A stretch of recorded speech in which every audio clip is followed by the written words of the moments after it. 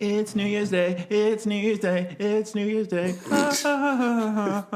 Is that like a classic? Not a carol. Is that a hymn? Yeah, that's the Christian New Year's song. It's New Year's Day. It's New Year's Day. I never heard it with the lyrics. That's pretty sick. Yeah, that's how it goes. I realized we never returned to a question that I had asked, and Poli-Sci Alex pointed it out at the start of the previous episode when I said the title of the song, like 20 seconds in, and asked if Boxing Day was in the Bible, which we didn't get a chance to revisit. And so I'm assuming that, the Carol of the Bells is the New Year's hymn for the Christian church. I decided to go, Boxing Day is in the Bible. Since last week, I've decided to go back to the Greek and the Hebrew and just really look through it all. And actually, turns out most of the Bible is about Boxing Day. So it's about getting deals. Damn, that Jesus and there's loves deals. Specifically one deal that is the ultimate deal, the ultimate bargaining chip, so to speak, for your soul. I think this would be a very interesting perspective for you to take and see if you could make it as a prosperity preacher. But everything couched in the language of deals, right? Where it's like, if you're not careful, it's going to be Black Friday every day in your soul. There was actually Larry Heather. Boy, we're off to a real start here. Larry Heather posted a meme like that the other day, like, there was one Black Friday that was the ultimate bargain or something. It was like, I don't know. I can't share everything he posts, then I would just be sharing his entire Facebook page. But right. I figured that's what you were doing.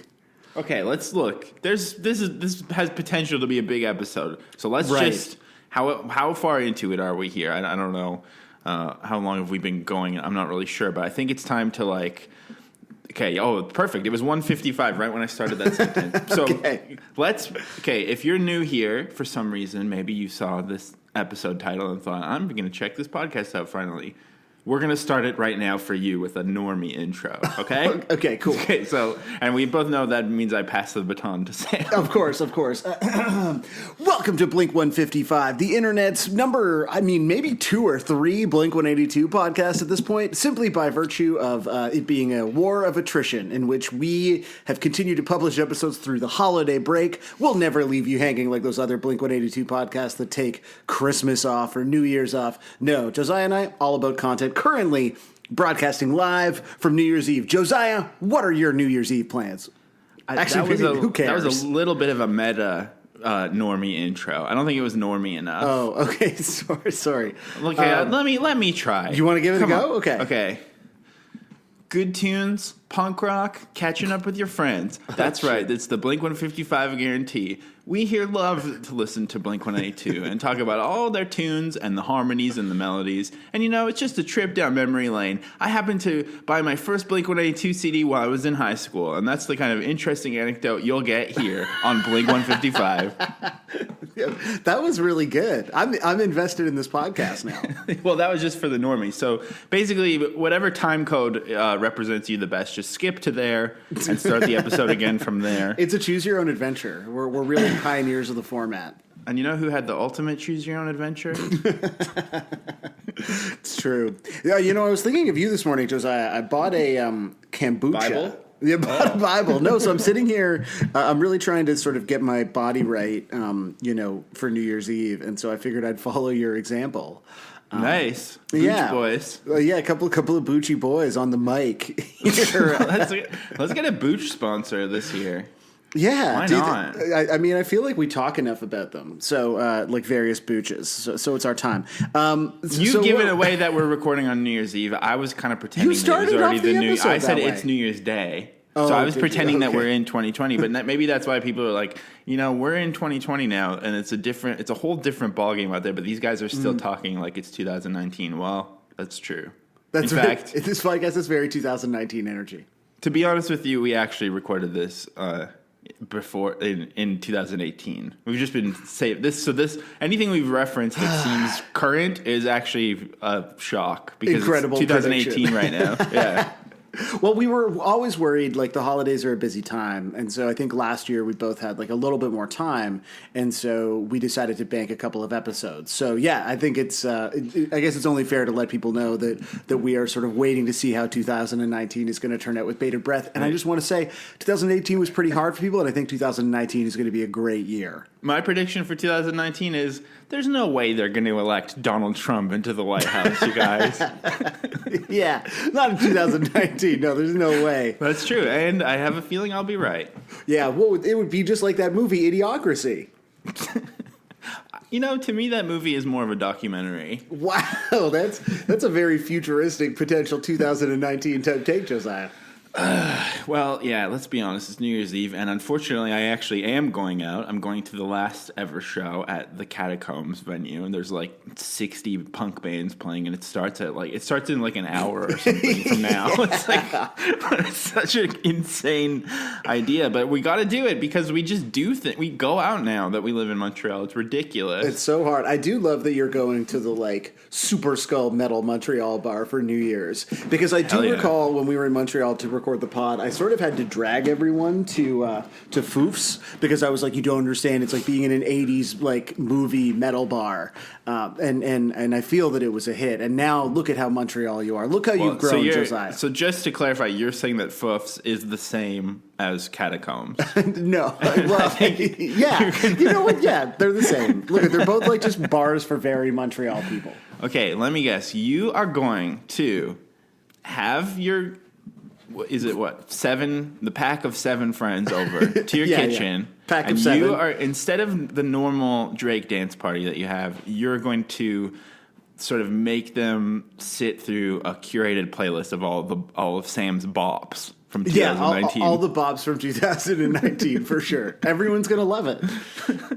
Is that what you're doing? A twist on a theme. Yeah, we're just gonna sit around in my kitchen probably and drink, and then go out and drink, and then like grab each other by the shoulders. That was as I was doing that, I reached out and sort of punched my wife. So I apologize. It was an accident. I'm sorry. It wasn't like a punch. And sort of tell each other how much we love each other. I'm sure. Well, for me personally, that's the night always ends that way. Wow. I know. It's really the opposite energy of. Do you have a way of getting into this, or am I stepping on it? No, I haven't even. I'm just kind of lost. I don't even know what's going on. I kind of disassociated while you were talking about being nice to your friends. Right. Yeah. You're nice. So you and Sarah send out. Actually, this year I didn't get one, but like in the past, you've sent out like holiday cards or magnets to people. Like you. Yeah. Is it now that you're in Montreal and you have like friends in real life, you don't need to sort of close the distance? People on the list. Yeah. So I always thought it was so mature of you. It was really fun, but then I was like, I gotta go to fucking London Drugs and pick up these photos, and then I gotta mail them all. And then maybe what it is that I mailed so much pod merch this year that I don't want to mail anything ever again.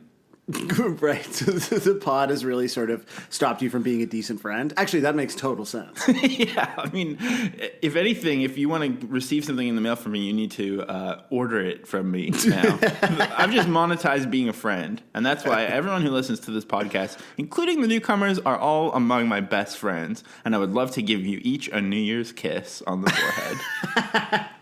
That sounds so sweet. I gotta say, though, it would be unfortunate if I don't fucking man overboard. I don't know. I barely know her board, though. Oh, that's good.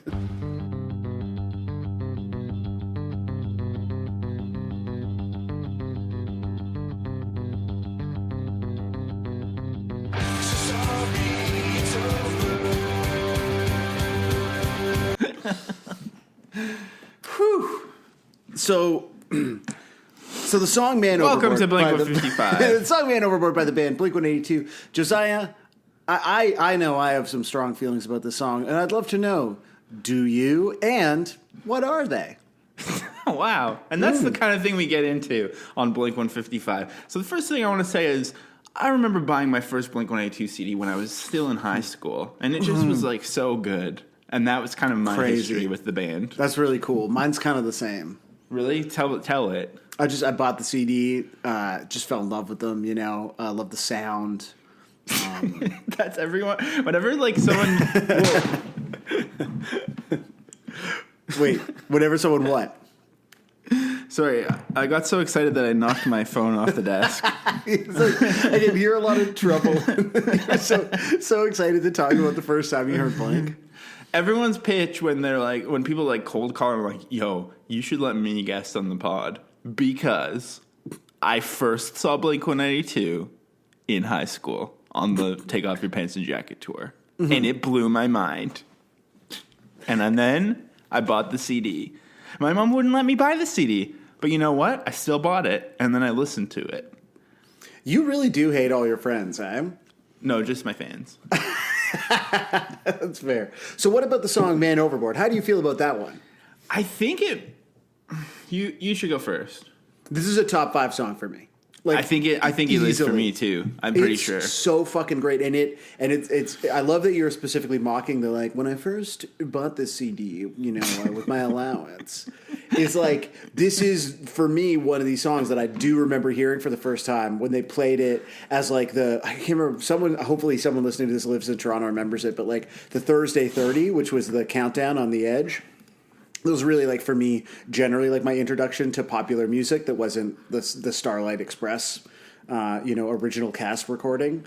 This was one of those songs they played. They had a block where they'd be like, these are the... Sam, did you see Cats yet? Of course I saw Cats. I saw Cats, and I got pretty high, and I should confirm that we may have to bleep this out, but I went with my family, and my dad also got really high. And sick. My dad is like about... What do you mean we have to bleep that out? What well, I just don't know that my dad wants me talking about... I mean, I know it's like, legal here, but I need to confirm. Got really high, too. Okay. Your mom? Yeah.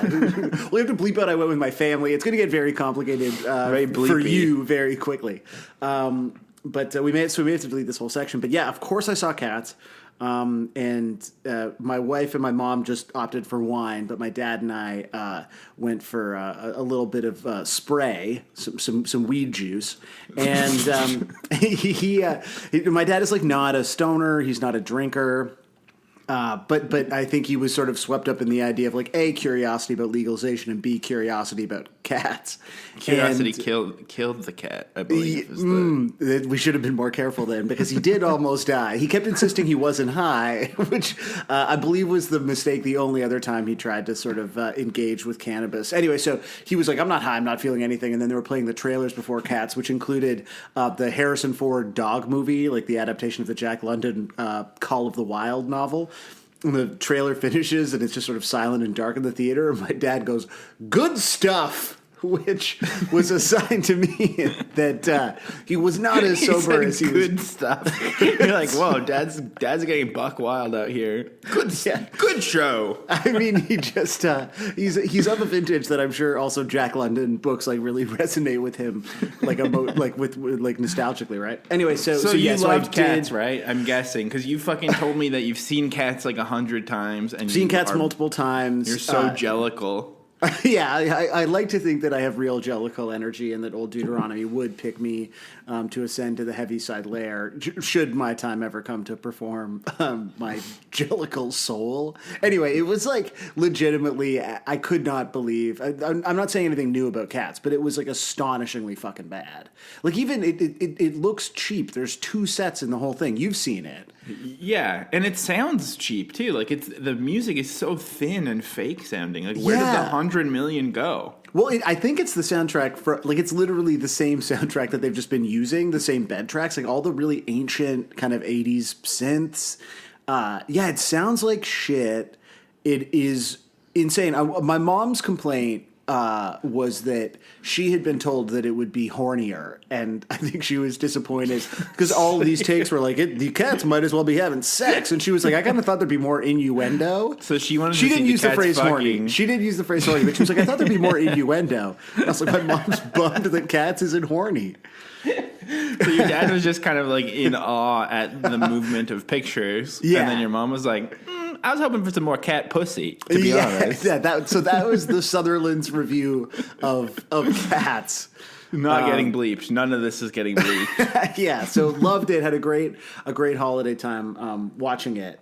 But this was like legitimately like around. I mean, Blink wasn't, and Man Overboard wasn't. But this like transitional moment of only listening to Cats and Starlight Express to like hearing new music via the Thursday 30 was like the conduit, and that they had this section where they play new songs that you could like vote for the next week. And I remember them playing Man Overboard, presumably before the live album had come out, which, as we've discussed, you and I never owned, and just being like, is this the greatest song ever fucking written? And that may not be true, but it's like, unquestionably, this is a top 5 Blink song. Like, there's something, yeah, it's true. There's something very magical about everything working together on the song, the trading off vocals and the cool bass line. And then what I love about the song is that it kind of like builds towards, I guess it's not I can't even figure out what the chorus is, but I just love.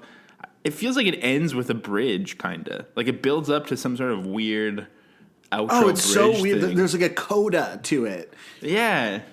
It's it's structurally, it's like super interesting. I don't know. I feel like, especially given how distant I felt from Enema, and you know, I think like that's something that we've discussed a lot. I'm trying to be seeker sensitive here. Is like this song has the energy of like Dude Ranch. Like to me, this was like, oh, they haven't lost the thing that I really loved, and I think almost like reframed like when I would go back to Enema and sort of discover things that I liked where it felt too shiny and it didn't like, you know, Travis's drumming as much as I like Scott's, and this was a song that like Travis is great on this fucking song, but it's just like there's not a lot of dishwasher action. And it just like the coda is so fucking good where it just feels like it all comes together. And that's something that I even feel like I've tried to steal. Do you actually know what the word coda means, or do you just is it one of those words that you just like kind of know when to say it? Because that's to me what I think.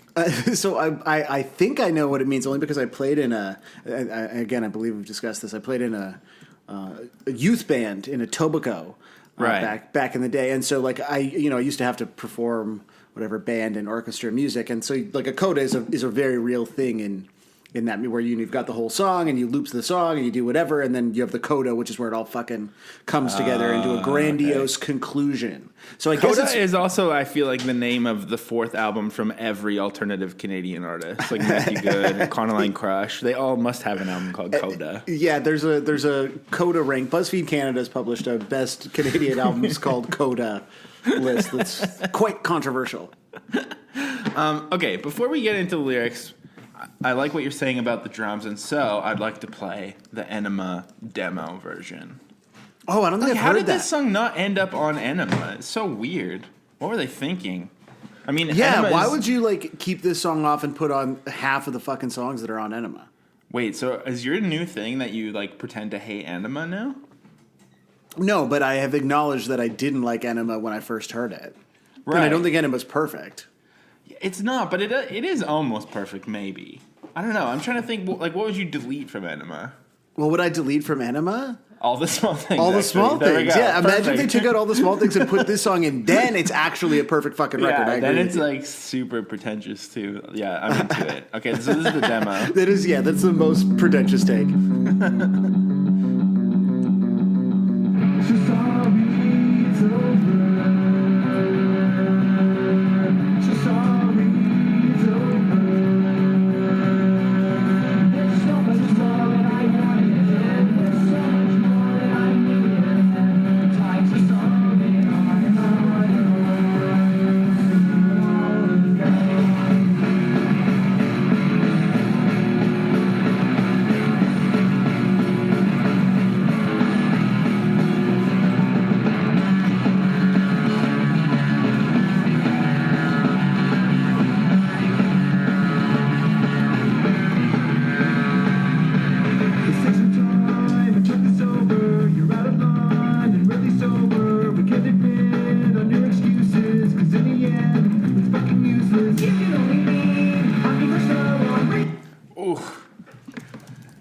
It's fucking good. Why not do something like Safdie Bros? I mean, this is basically like Safdie Bros. Like they're like taking all of the elements of mainstream film and then just shooting it on actual film, and then everyone's like, "Oh my god, this is so amazing and beautiful." Why not do that with it? Like seriously, fucking I don't know, Papa Roach or something. Make a lo-fi alt rock album, and you'll be set for. You'll be so hip all of a sudden. The P Roach lo-fi album would rock. It would be so good, and maybe just change the name a little bit, like Father Roach. I think if they just go by P Roach, then we're good. Okay, so there's that energy of the old one, which is so good. Here's the energy of what it sounded like when Blink played it in Vegas. Oh no, this is going to be a bummer, right?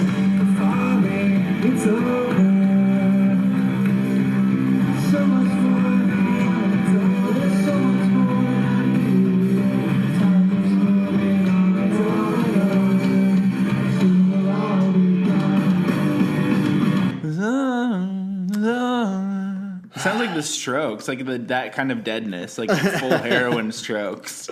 I still can't believe that there was a Blink residency in Las Vegas and I didn't go. It's fucking heartbreaking to me. I know, and you're not going to go to Angels and Airways, which is actually the cooler thing to go to, I think. No, yeah, that makes total sense to me, but okay. But I guess ultimately, this song was on the live album, whatever it's called. Mm-hmm. People get so angry when we dismiss the live album. Who cares? It's so good. Who fucking cares? The reason I like the live album so much is because I saved up all my paper route money, and then my mom said don't buy it, but guess what I went and did? Oh, you're such a bad boy. But why do people love the live? Like, what are you and I missing? I think there's like slurs on it or something. Is that it? That it was titillating? Maybe. I don't know. We should one day do a Sclusy about it or something. I mean, I think there's too many Sclusy ideas, and we never do any of them. I've lied. So. It turns out I said I would do something on Christmas Day. It's terrible. I can't keep track of all the lies that I spin. But I mostly know this song from it being on the greatest hits, I think, which I think I've bought for like $3 at London. I keep talking about London Drugs this week. I really miss it. There's no London Drugs in Eastern Canada. It doesn't make any sense. I'm sorry, you have the Couche-Tard though, so like you have the vastly superior like sort of stuff store. That's not even close to being a London Drugs. London Drugs is more of a Jean Coutu, I would say. Right, it's like it's a Shoppers. Nadine Fidel. Yeah, exactly. Do you have Shoppers, or is Jean Coutu sort of your Shoppers? No, it's called Pharmaprix here, but there's not one by us. And like again, in Western Canada, Shoppers Drug Mart is like a beautiful store, and here it's just kind of like gross. I mean, that's kind of like run down. I feel like that's the entire city of Montreal. It's kind of the vibe, yeah. It's true. That's your people's aesthetic now. But that was when I really got addicted to it. Was on the greatest hits, but. Is it a greatest hit? I mean, I think it is, but it was a big single. There's a music video, which I don't think I really remember. Although watching it now, I'm like, okay, I'm vaguely familiar with this. I don't remember the video being a hit.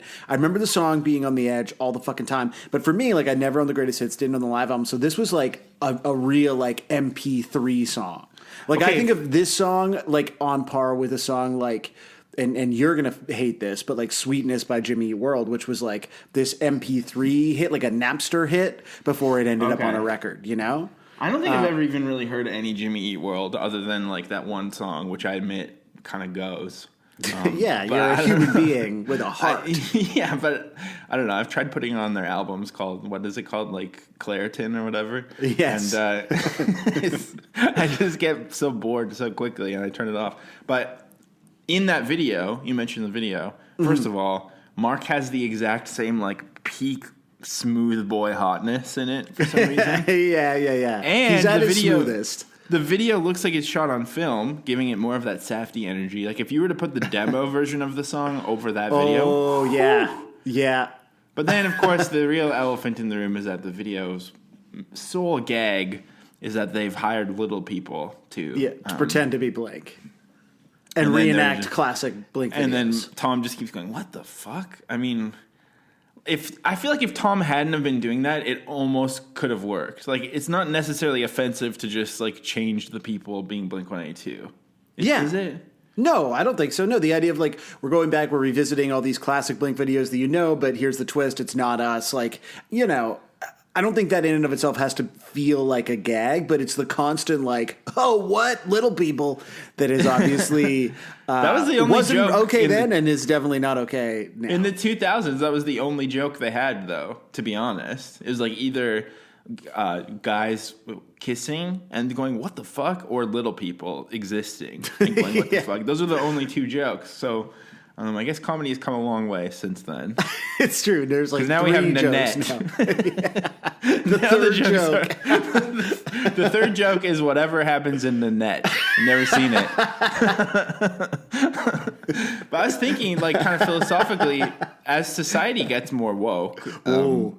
You said we should have like a fucking button that's like, you said the S word. Like it's fucking Pee-wee. Fucking chairs go up and down. Do you think that little Sorry, people... you were saying about society. Yeah, so I was thinking a lot about society, as one does. Yeah. Society, it's over, is kind of what I would do with this song if I was rewriting it, to be honest. No, as we get more woke, do you think that maybe little people are getting less work, and so it's kind of like a bad thing for them? Because now sure, they were getting hired by frat bros to like giggle about it, and it was very upsetting. But now they don't even get those gigs. So what are they to do? That's actually a really interesting question, and I would love to ask like a little person working actor, because you're kind of right. Like, do you remember when? This is such a dangerous territory, it feels like. But you remember like when The Station Agent came out, and it was like, that was like the first movie that Peter Dinklage had been in, I think really where like him being a little person, like you had a little person main character, and it didn't matter. Like nothing was real. There was no crucial plot points, as I recall, right? That was the whole thing, is it just like it didn't matter. Never, and he's so right. It's as good as I remember from 15 years ago or whatever.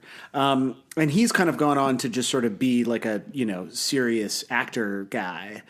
But now that like the only way that you knew like a dream was happening in a movie was like that a little person was in it, and that and sort of that reliance on tropes that like specifically related to people's sort of physical differences, like that's sort of necessarily gone away. But yeah, are there more just like roles for little people? Maybe, the problem is or is it only stunt casting? They're like, oh, you don't like that we've been making fun of them in all of our movies? Okay, we just won't hire them anymore, and they don't get to have roles. Like, yeah, it would be better if they were just like just normal, just having normal roles. Sorry, were you saying it would be better if they were normal? Is that what you just fucking said? Yeah. Josiah? I was trying to say normalized, motherfucker. Oh, wow. Okay, yeah, sure you were. So anyway, if you're a little person, a working little person actor, you hit up the mailbag, and let us know how the parts are looking out there. How the parts are looking. Okay, so shall we look at the lyrics? Because I think that's the ultimate thing that makes it because crazy song is that this is a fucking basically a diss track for their own member. Have they? Okay, so you've obviously now done the research. Have they said it, or is this like the every song is about Tom thing, where this came out? It's at this era. There hadn't been a lot of explanation for the split. And people sort of put a bunch of meaning on this song. Have they said it? That is, I think we have to address that before we get into the lyrics. Or is this all like inference that we are drawing? I don't know. I didn't really get that far. You're the one that does the work. Then who could possibly know? It's not me. Well, the episode's over, everyone. Sorry, all. I figured that it would be in the website Genius, but it's kind of not. They said that it's about losing a friend to alcohol abuse, and that's all they really said. But then the lyrics are so directly like, fuck you, Scott. I don't know. And the timing of it and everything, I think it has to be. But yeah, Scott leaving the band is very strange, because some people say that it's because what happened? There was like a emergency at home, so he had to go home, and then they're like, oh, Travis is in the wings. And also it's kind of weird because, like, I do believe that Travis can learn songs really quickly, and he is a good drummer, obviously, but do you really think that he was able to just, like, the way that I've read it before, it's been like, yeah, half an hour before, they're like, oh, they need me to drum. So I learned every single song, and I played 20 songs perfectly with half an hour. Like, it's not even enough time to listen to the songs. How is that possible? Yeah, it doesn't seem likely. It's kind of like so you feel like they were cheating. It's kind of like the A Star Is Born thing where they just like sing Shallow perfectly on stage for the first time. Is that not your experience of writing music, especially with your wife Sarah, as you sort of gaze at each other? And that's like in my incredible mind, harmonies on emerge. tour, I would always be like, look, I know we haven't finished practicing this song and I haven't even showed you all the parts, but it'll be fine. Let's just try it. And then it would never, like, that's how I've always been in bands. Like, I hate practicing. It's such a chore. Having so I'm this just like, always like gazing, longing look and being like, all right, here we go. And then, playing a song about how, like, you're mad at the internet. Right, yeah. Instead of a love song and sort of gazing longingly and just being completely out of time with your band. I mean, that's pretty accurate. It's like I would always, even when I was in bands as a teen, I'd be like, "Oh, I've showed you the riff. Let's just try it," and then it would just kind of like explode and not work at all. And that's what I think would have happened with Travis, no matter what, unless he had was he a huge Blink fan that he already knew every song? Like I think some of these YouTube drum cover guys could have done it, but I don't know. Some people, I think good drummers are also pretty good. Again, I'm positive I've told this story before, but one time when Junior Battles was on tour and everyone got food poisoning and Joel literally couldn't play because he was having to run into the Chipotle next door to take a shit every 5 minutes. That's so ironic to be having diarrhea in a Chipotle instead of having diarrhea from a Chipotle. I know. It was quite a meta diarrhea experience. And our friend Glenn, who had, was on tour with us and had played with us like once a million, so he had sort of half learned the songs. He was able to kind of step up and play, a very sort of slow stoner version of a Junior Battle set, but it was quite sick. Is it possible to talk about somebody that you're friends with named Glenn without saying my friend Glenn? I don't think so because there's this guy Keaton that we're friends with from Calgary. He was in Grown Ups for a little while. Yeah. And his neighbor and coworker was this guy named Glenn. And I had met Glenn so many times, but every time Keaton would be like, "Oh yeah, my friend Glenn." And I like started to joke about it all the time, and now I refer to him as my friend Glenn because it's like just has such a nice ring to it. Glenn's are friends for sure. Are all Glenn's friends? I've never met a Glenn that wasn't my friend, but that's personal experience. So. So anyways, yeah, I don't know. It seems too perfect that they're like, oh, he just happened to be backstage. This perfect for teen bedroom posters drummer who's incredible and is like this generation's Tommy Lee. He just happened to be here, and our like dorky normal guy happened to be at home. And then so you're saying he's an industry plant? Are you bringing like very? Oh, maybe, yeah, that's what it is. I mean, definitely, Travis is definitely an industry plant or something, or he's like an industry fertilizer, or I don't know. I don't know too much about gardening. He's an industry hoe, but not the sexual kind, but the gardening kind. That was good, man. Thank you. But I mean, I don't know. Doesn't that seem a bit odd? Now that like you're making us really directly question it, yeah. Like this sort of dreamy bad boy. Yeah, this is so dumb. But I've never heard him referred to as this generation's Tommy Lee, and that's exactly how he was marketed to us. Just for some reason the comparison never came to me because I'm dumb, I guess. Yeah, that's odd. Like that's too fucking on the perfect. Pod before too. I think hear it. We have 100% determined, based on the last few weeks, that you and I do not listen to each other at all. I'm starting to think that you and I do not listen to each other on this show. There's a sense that that's what's happening, for sure. Yeah, okay, so this is what it says on the wiki for the song. So he left because of an emergency, and then Travis learned all the songs 45 minutes prior to his first show. And then Scott Raynor returned for the band's Hollywood Palladium performance. And the band became increasingly uneasy and arguments grew worse. This is from Ann Hoppus's book from 2001. Ann Hoppus. Wouldn't it be a Hoppus? Because it starts with Oh, A. my God. Or is it like humor? The word humor, they put, or like history and history sometimes. I'm just going to keep going. I'm not going to help you, man. To offset personal issues, Raynor began to drink heavily, and it began to affect the band's performances. So they're saying he left because of an emergency, they replaced him with Travis, and then like he was so uneasy from this that he started drinking heavily. So he like developed a drinking problem over the course of like a week. And then after an Australian tour, Hoppus and DeLonge presented an ultimatum: quit drinking or go to an inpatient rehab. Raynor agreed to both and informed the band of his decision after taking the weekend to mull options. According to Raynor, he was fired through a phone call despite his agreement to rehab. Despite this, he felt no malice towards his former bandmates and conceded they were right to fire him. And that's from Schumann's book. Schumann. So there's the Schumann. But then they've just been like super vague about it, and now I feel like. Well, I mean, let's unpack everything we just read. How do we feel about this? So they're kind of like, yeah, you're drinking too much. Meanwhile, they're like doing a photo shoot with Travis, and then he's like, okay, I'll go to rehab, and like, you took too long to answer us. I don't know. I feel like it's on Mark and Tom here. I mean, I think that's the obvious question, which is like, without Travis, does this band become as popular as they currently still are? Like, are they a Las Vegas residency band with Scott Raynor on drums? I would the pinnacle in Sam's mind, the pinnacle of success. Yeah, the greatest thing that could happen to you. And I would say no, right? Like this band, the version of this band that you and I are sort of the most attached to, is not a rock band that is still relevant in 2020. Or, I mean, I didn't have dick fingers out, but imagine I did, because I should have.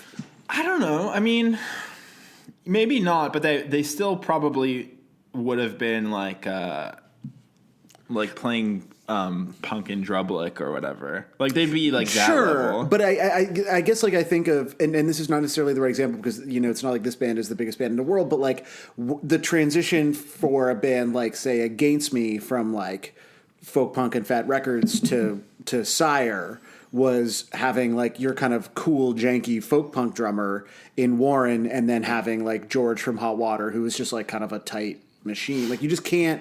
There's certain types of drums that you just don't hear in a stadium, and I feel like Scott Raynor is those type of drums. Yeah. And at some point, and so I think you're totally right. I think at some point there was probably a conversation that was like, maybe his drinking was a problem. I think a lot of, you know, their drinking was probably a problem. We've all seen enough rock docs to know that like that's what happens at that point in your career. And then, or perhaps all drinking is a problem. Right. Sorry. I forgot. Yes. I can't believe you're going to go to catacombs and like just be sober staring at a wall full of skulls while like I used to think that would be the worst thing about like not drinking is going out and not drinking, but then I realized how much I fucking hate lining up for the ATM and then lining up for the bar and then lining up for the bar again, and like it's actually so much easier to just stand somewhere and look at your phone. It's the best.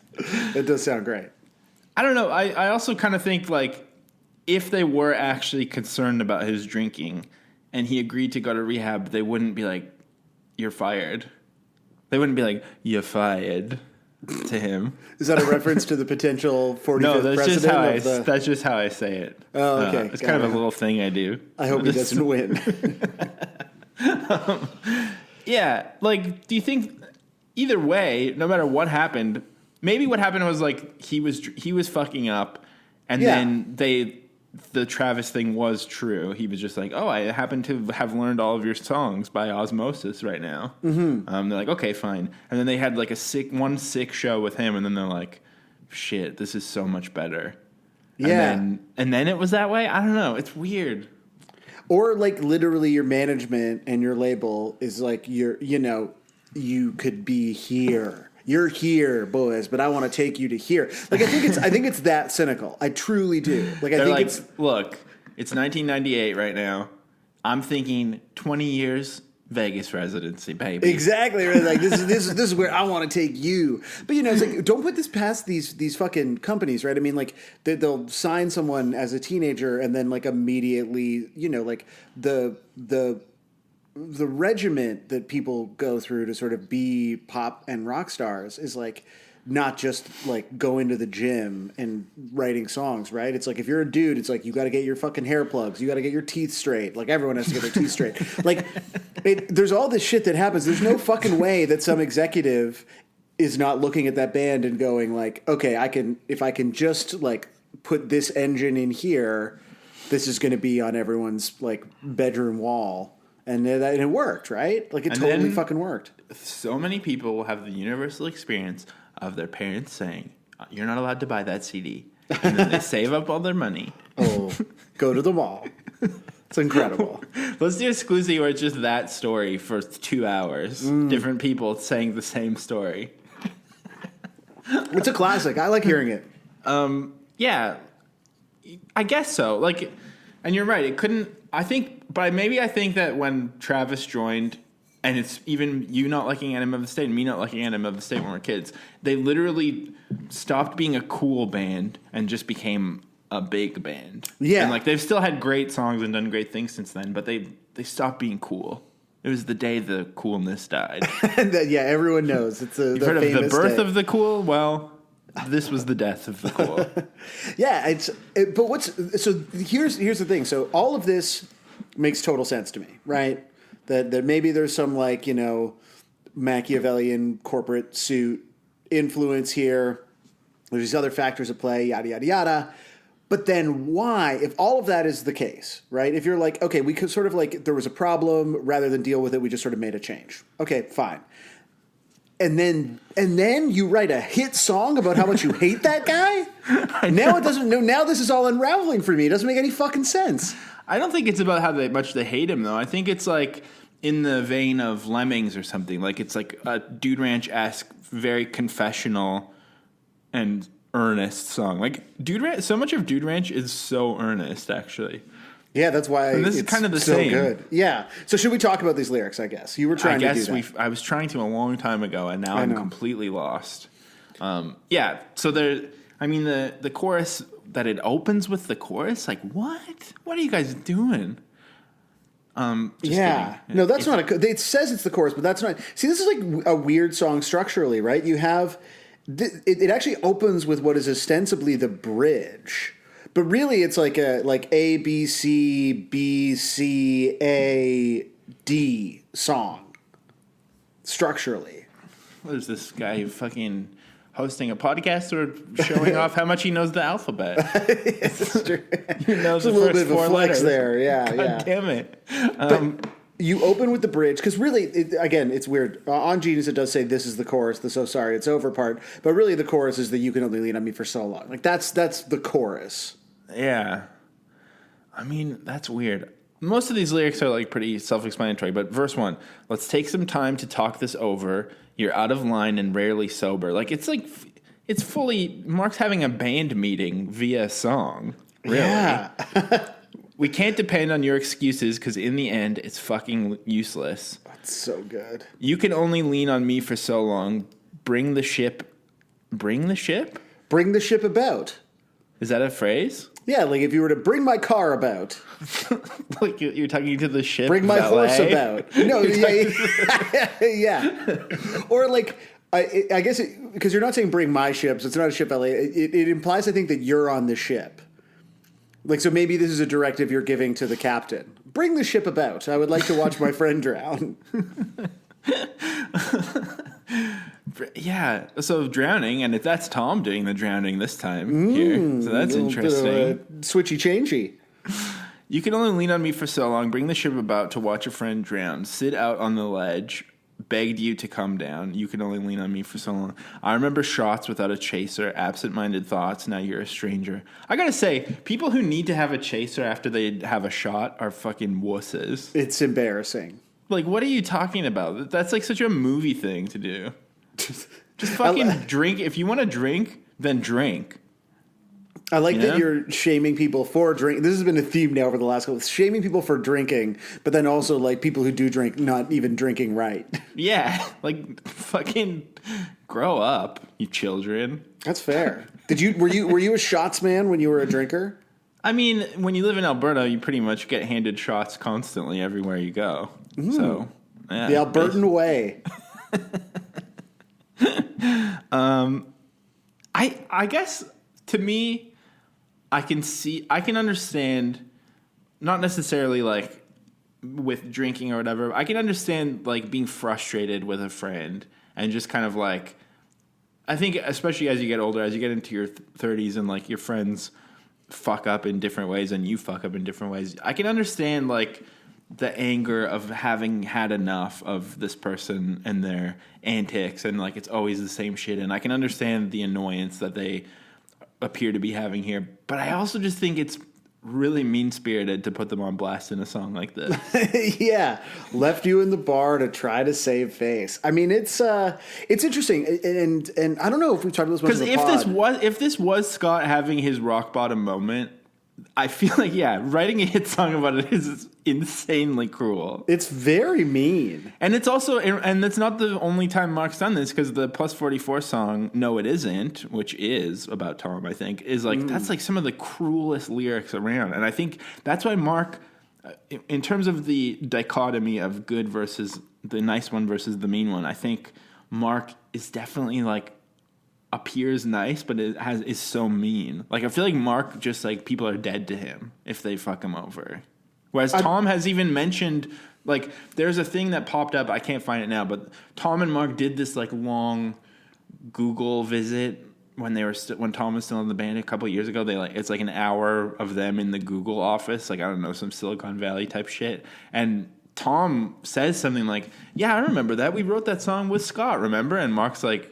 It almost has this look on his face like he doesn't remember who Scott is almost. Well, I mean, we've seen like Tom talking about Blink regularly in sort of his recent spat of, occasionally quite entertaining interviews.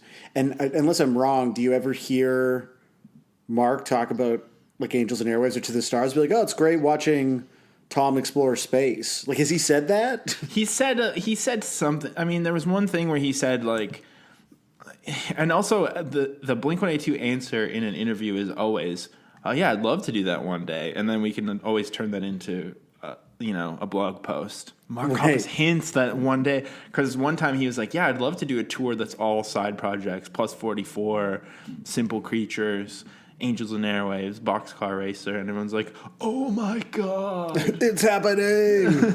Yeah, but he never says The Wraith, for example, Scott Raynor's current death rock peace punk band. Is he still in The Wraith? He's still. We'll talk about that in a bit. We're gonna get to that. But yeah, I don't know. These lyrics are just like, I just feel like Scott, if he paid enough attention and actually read this, would probably be pretty bummed by this song. Yeah, I mean, maybe he was that bad. But again, the idea of, like, immortalizing if someone's that bad, your friend's it means rock bottom is shitty. Yeah. I don't know. Can't say I miss him around. Like, you're just like, I don't even give a shit about this person. Yeah. I mean, obviously, addicts are selfish. That's the whole point. You gotta be the bigger person here, guys. Blink-182. It is interesting, like, this sort of, portrait of like, that kind of relationship, because something, again, I don't know that we've talked about this a lot on the pod, but I feel like Ashley and I've talked about this because, like, especially now, and I don't know sort of if your experience with this is sort of the same, especially like living in a few different cities and so like having roots in a few different places, but I find like sometimes when I go out to shows now, there's this like dichotomy that has emerged that everyone that I knew who was like in a punk band either became like a CrossFit coach or they're like a horrifying alcoholic. Like no one figured out like there was no good place to put some of that energy. Not that I'm saying CrossFit is bad, but like there was an energy there that just got like applied to some other bads. Well, listen, like I mean, I don't think it's good to get a prolapsed rectum from lifting a tire. So, whereas shots are like at least fun. Easier to lift, really. Yeah, and so I think it's interesting to have, like, especially I think at the time I always listened to the song, even though it's like very clear, it's very clearly about this one thing. To me, this was just like a breakup song that was like felt relatable on an emotional level. Yeah. But now, like, and I think I've continued to sort of listen to it like exclusively through this very nostalgic lens. But it's interesting dissecting the lyrics now and saying, oh yeah, I mean, and I'm sure people have felt like this out at a bar with me because like I love Time Went On. And I've absolutely been this dude where it's like, you need to slow down, you're a dickhead. but it's interesting to think about like your own relationships and like, yeah, the way some people have trouble like letting go of a way of drinking that is like maybe destructive, as opposed to the way that I drink, which I think is quite constructive now. Yeah, there's that. And then there's also just like, I mean, I think their reaction to, and we don't know the whole story obviously, but their reaction to him being a drunk piece of shit is a very human reaction, and it makes sense to have that anger and frustration, but also like to actually be a good friend, you didn't. Like, people need someone who's going to still be by them as they're being shitty and being terrible and still stand by them. And so it's like, to me, I read this song and listen to it, and I mean, I love the song still, but I'm like, oh, Mark and Tom are just like really bad friends. This is a bad friend anthem. Well, because it's one thing to feel this way about people that you interact with a few times a year. Right, which is just more sort of what I'm saying. But the idea that, like, this is your close friend that you've gone through all this shit with, and you're like, guy, I'm leaving you at the bar. You're a fucking mess. Like, that's that's incredibly callous. It is. It's so callous. Oh, poor Scott. I know. Also, the fact that it's a hit, too, is I know. The little people are not the only victims in this song here, no, to be honest. It's also Scott. It's also Scott. Yeah, this is sad. Now, do you listen to this, though, and you think, like, hell yeah, drinking is... Like, is this a straight edge anthem for you? Like, do you listen to this the same way you would listen to, like, straight edge revenge or whatever? I don't think so. No? No, because I think the problem with this song is that these guys were also at the bar and presumably drinking. Like bottled violence and man overboard. Like, you know? Because Mark and Tom were presumably also drinking, but they can just maybe hold their liquor better, or they don't have the need to continue beyond obliteration, and then they're still turning their nose up just because they are privileged enough to be able to like know when to stop. So no, I think it's I think it's like it's bad. It's just it's not, right. Now I'm really questioning everything. Yeah, are we not allowed to like this song now because it's sort of what's the word if you're not nice to people with addictions? There's got to be a word for that. Rude to people with addictions. You're a dick. No, I don't. Addict? Yeah. To you. Hey. All the classics on Blink 155 this week. Yeah, because I just remember buying the CD. Is all. And oh man, I do love the conclusion though, like the return of the like that insanely busy bass part. Like you said, the idea that the song opens with the back and forth, which it feels like again that was something that was missing from Enema. So you have this thing that like very directly recalls sort of melodically and from like an energy standpoint recalls in my mind Pathetic. And then with this just like cartoon version of a Blink bass part that sort of opens and closes the song. I'm just coming back to like the song is so fucking sick, even though it's about being a terrible friend. Well, okay. The other part that's weird is so you mentioned "Can't Say I Miss Him Around." That's super mean. But also insider information, hand in your resignation. Like that suggests maybe there's something way more going on with Scott other than his drinking getting out of hand. Like, what's the insider information they found out about Scott? Was he like, I mean, what could he have even been doing so conspiratorial, like on the Warped Tour? What was he doing that was, they're like, wait, what? What the fuck is this, Scott? Yeah, insider trading. You've been selling our riffs to other bands? And you didn't think we'd notice? That must have been it, was illegal riff sales. I mean, maybe maybe there's like another set of documents detailing the man overboard, insider information trading. Either way, like, I still think at this point, loss of a good friend, best of intentions I found, tight-lipped procrastination. I love how that they're like, even however old they were at this point, they're writing lyrics like a 15-year-old. Tight-lipped procrastination is like, that's the ultimate, like, Serial Joe ass lyrics. But here's the thing. I don't think it's a Serial Joe ass lyrics. I think it's like legitimately great. Like, I don't understand necessarily what it means, but it feels so good when he says it. It feels like he thinks that he's really smart. Also, they find a way, like the idea of like the procrastination, because like the whole thing is like ultimately gets you to this just like incredible like later, see you around, which is fucking sick. It's such a good kiss off. Right, but after all of this like verbose bullshit, to be like, see you around is like, later. Cold. Bodied. Like, it's fucking brutal. It's showing that he can, not only can he communicate sort of on a streetwise level and just say, later, but he also has the dictum of someone at a grade 7 reading level. And so he's really like contains multitudes. Yeah, I mean, obviously I think the idea that ultimately this opens and closes with around is maybe like a weakness or a weak point of the lyrics, but it's so good. Like, and the way it, like, think about it, like the see you around, and that's like the big fucking conclusion of the song. Damn. Yeah, that's true. It's fucking yet I don't sick. I don't think they ever did see him around. Do you think they've seen him around at all? Maybe that's said with a bit of a wink. Maybe we'll get a little bit of input later about some of this stuff. Maybe. God, I wonder. Could it happen?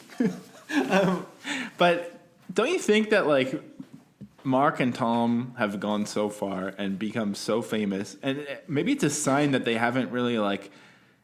I guess you just want your celebs to eventually reach some level of awareness where they're like, oh, wow, I really have made it. I'm so blessed. And then like invite Scott back to play a couple songs or something. Like just do something. Like just throw him a bone. Do anything. Like it's his, because obviously he still knows how to play them. There was that video of him playing Carousel for like a charity thing a couple of years ago.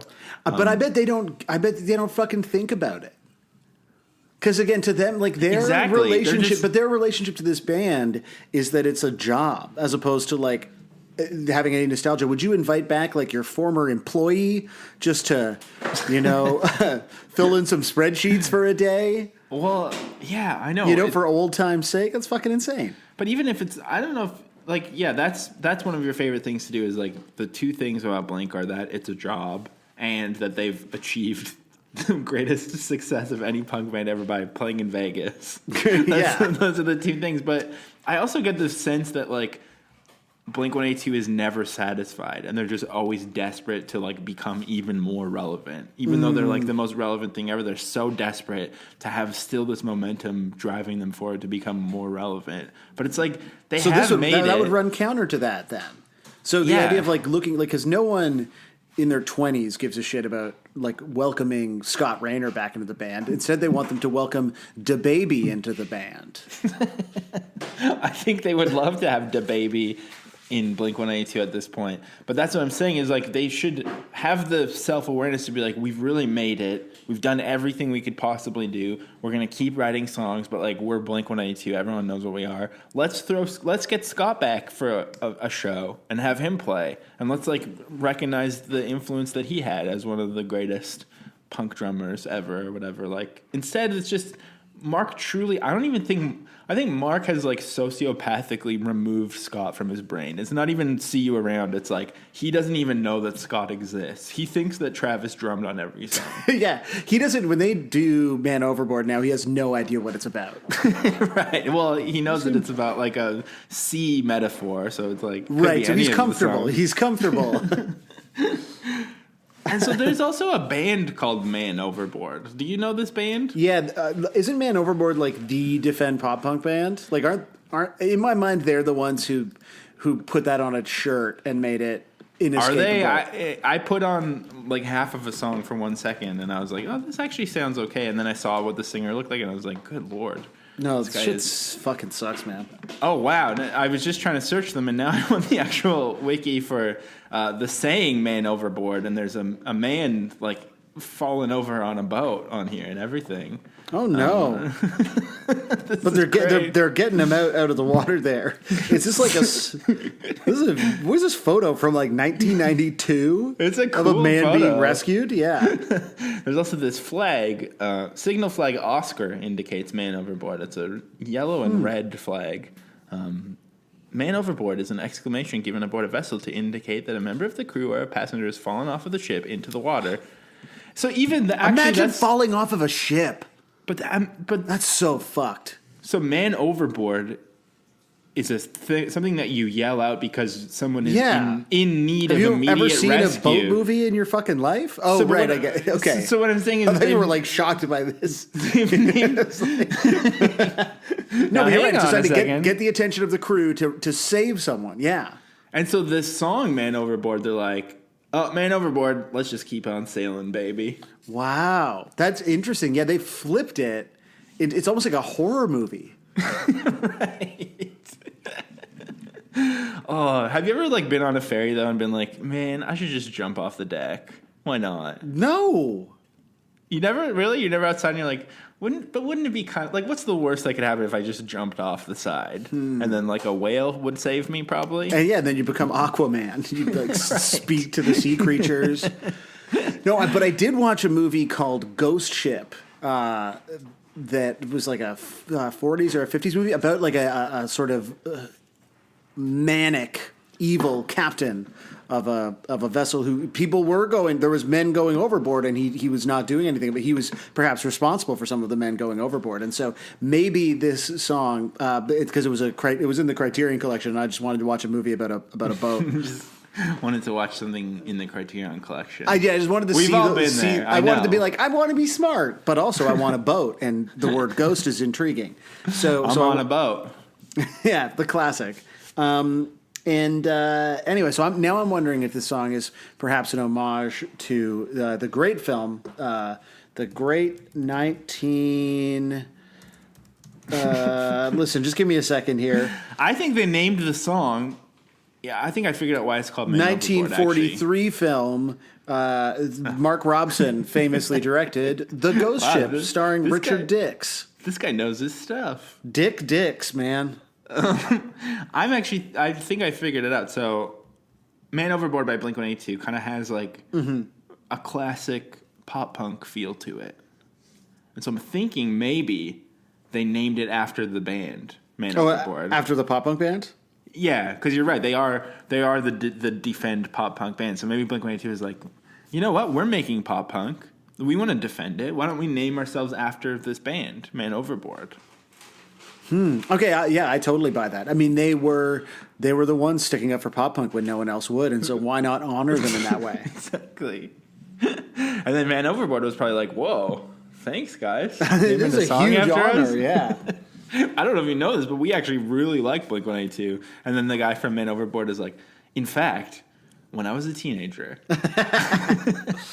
It always shocks me that these bands are big enough to have like fairly substantial Wikipedia pages. I know, like this band has one of those charts that has like the different members. It's like the Black Flag one has that too, where it's like the yellow guy, the yellow square represents the drummer, and then it's like 5 different guys.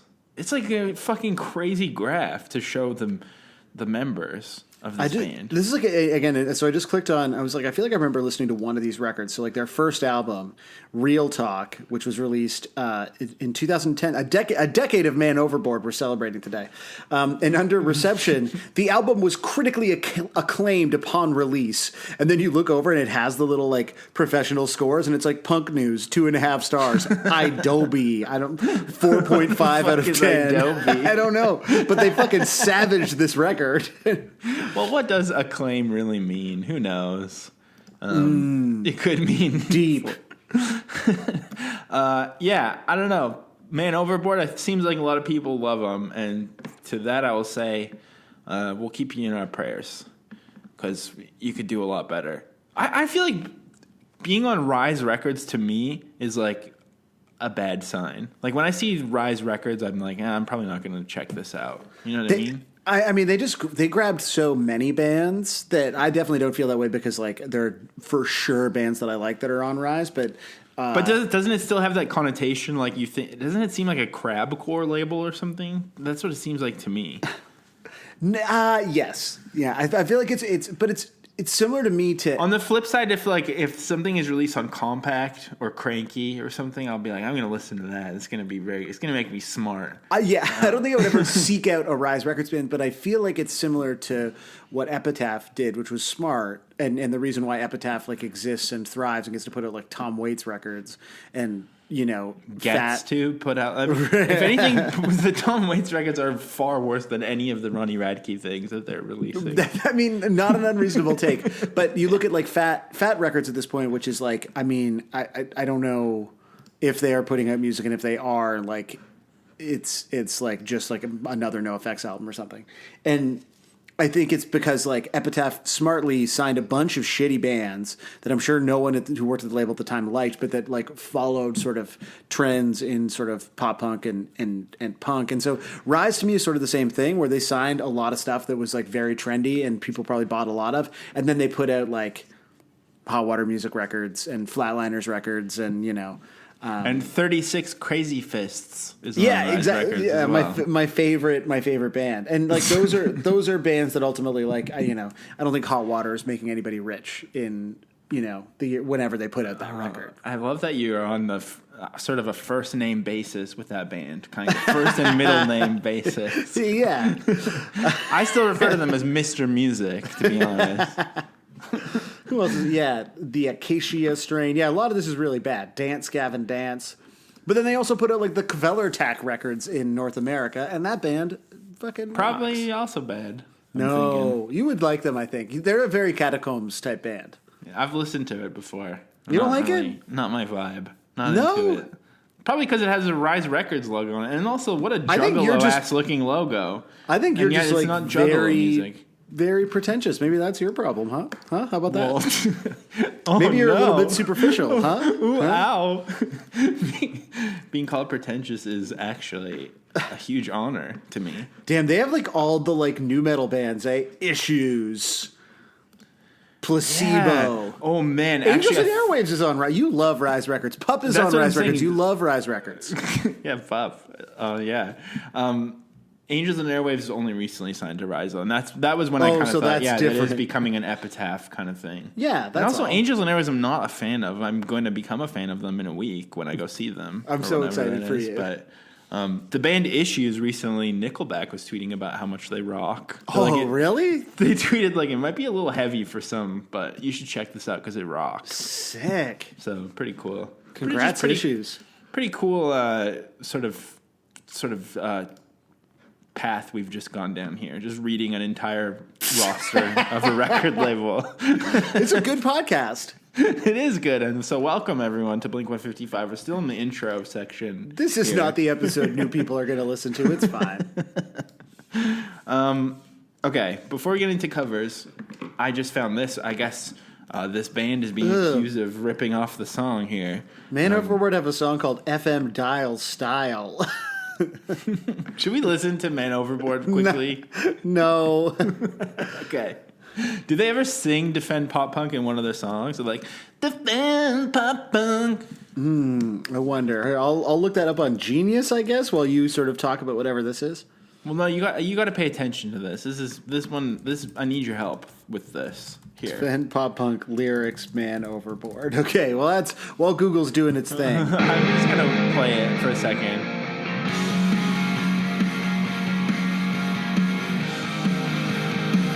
Wait, There's what am I like listening 10 to right guys now? in this band. This is Man Overboard. Oh yeah, I wanted to See, hear like, it.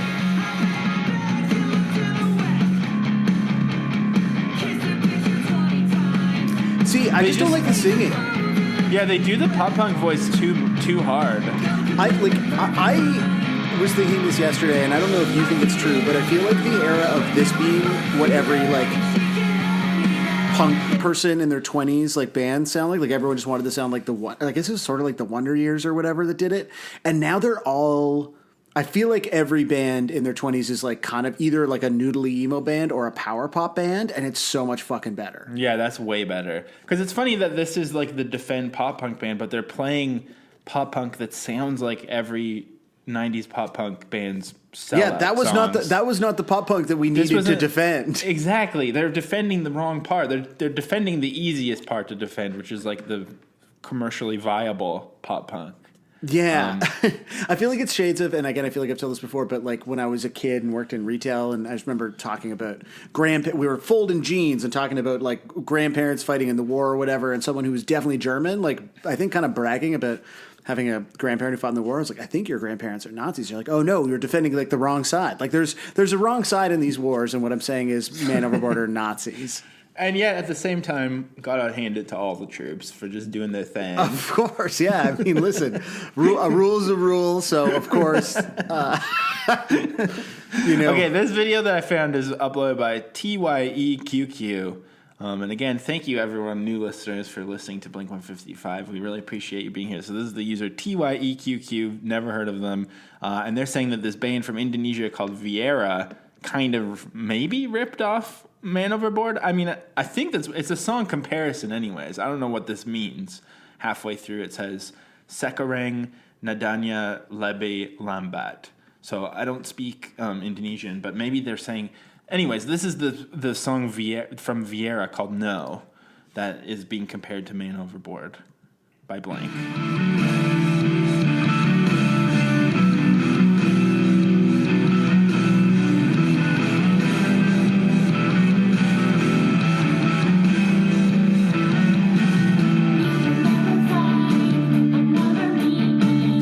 Ooh, it's good.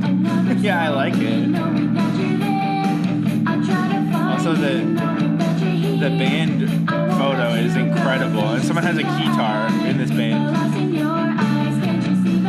Oh, this is actually better. Yeah, I don't think they're being as mean to an alcoholic as well. No. Ooh, and then it got a little peppy after that, but it's faded out. So, and then there's a question at the end. I don't know if I can even read it because I don't want to flub it, but I'm thinking this person's saying that they ripped off the song. But you know what? I say that's just, if it's going to sound that good, then rip it off. Yeah, in my opinion. that's the thing. Like, look at music. Who can really own it besides Viking Wizard Eyes Incorporated? It's not for us to say. Culture needs to be freaking jammed. I don't know if you ever heard of Negative Land or Girl Talk, but I mean, let's just fucking mix it up a little. Let's what? That's crazy. No, Josiah, no. Respect intellectual property, please. Imagine someone, there's some fucking guy at a party tonight for New Year's Eve that's going to be punishing people by telling them about Girl Talk for the first time. Like a tech guy or something. He's like, I will say this though. I was listen. I'm not going to punish anyone about Girl Talk. I'm going to punish people about all kinds of shit tonight. Girl Talk's probably not going to be it. But I was like going through and backing up some music that I realized I didn't have on my current computer, and I was like, I definitely want to have Girl Talk albums like available to me at all times because I still think that they're good. Fair. I mean, I don't know. I haven't listened since. When was that? Like 25 years ago that the first yeah. It was like many lifetimes ago. The world has changed. Should we do covers? I think we should. You know how it goes, baby. We start with Nightcore every time. Fuck Girl Talk. Nightcore is the new way to sort of reinterpret culture through remix. So much easier. Yeah, exactly.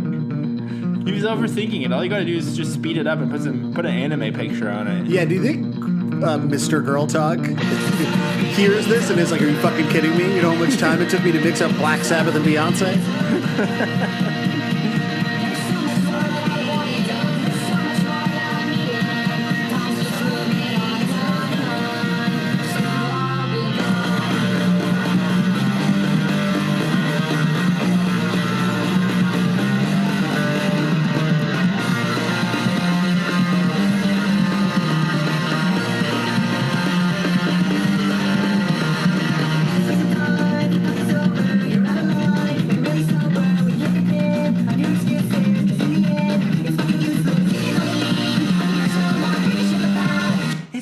Okay, first of all, we have not talked about how that's probably a top 5 Tom riff, too.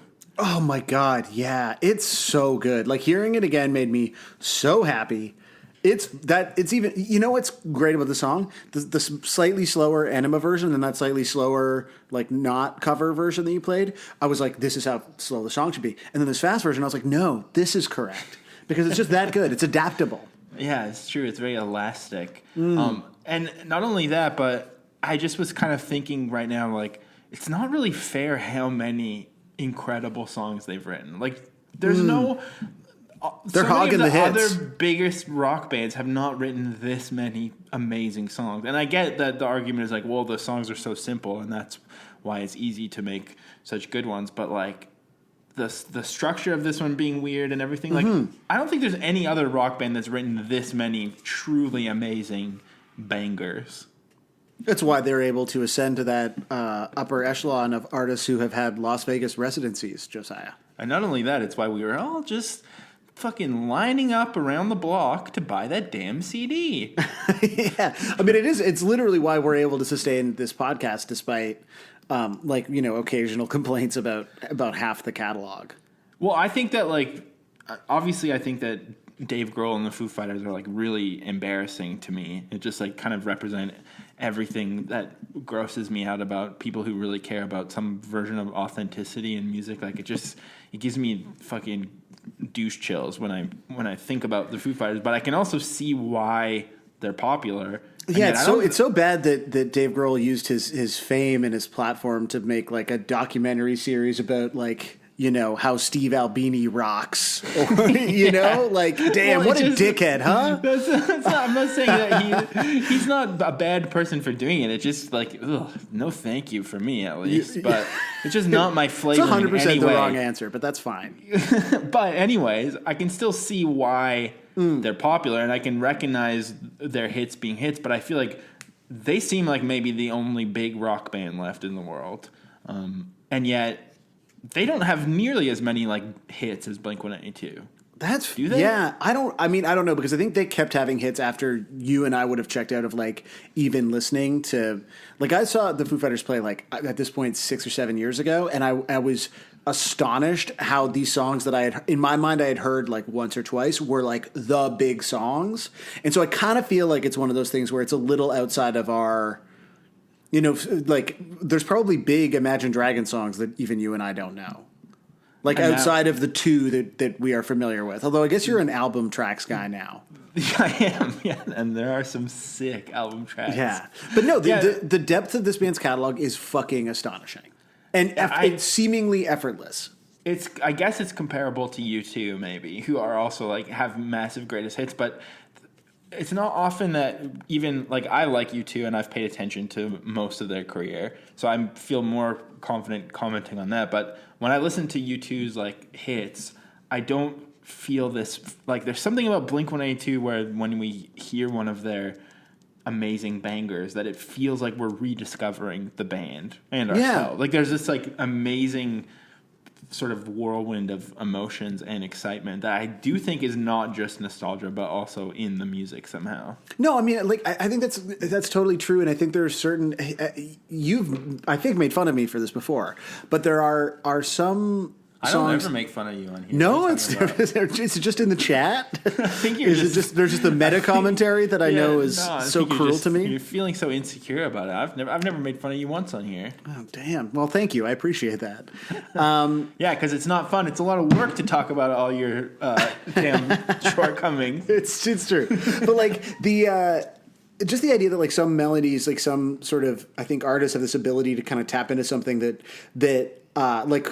this feels nostalgic as soon as you've heard it. It's just these things that you're this the first time you heard Band Overboard, feeling I've heard this song 100 fucking times the first time you'd heard it, Right. And I think that that is the thing that this band has struggled to continue to capture, but that makes them still relevant, still able to at a time when no one wants to hear a fucking rock band, to be able to play big festivals alongside mostly contemporary pop or hip hop acts, right? They fully hold their own because of the depth of that catalog and the way that there's a way that these songs make you feel that I think you're totally right goes beyond our individual nostalgia for buying a CD at the mall with our own money for the first time.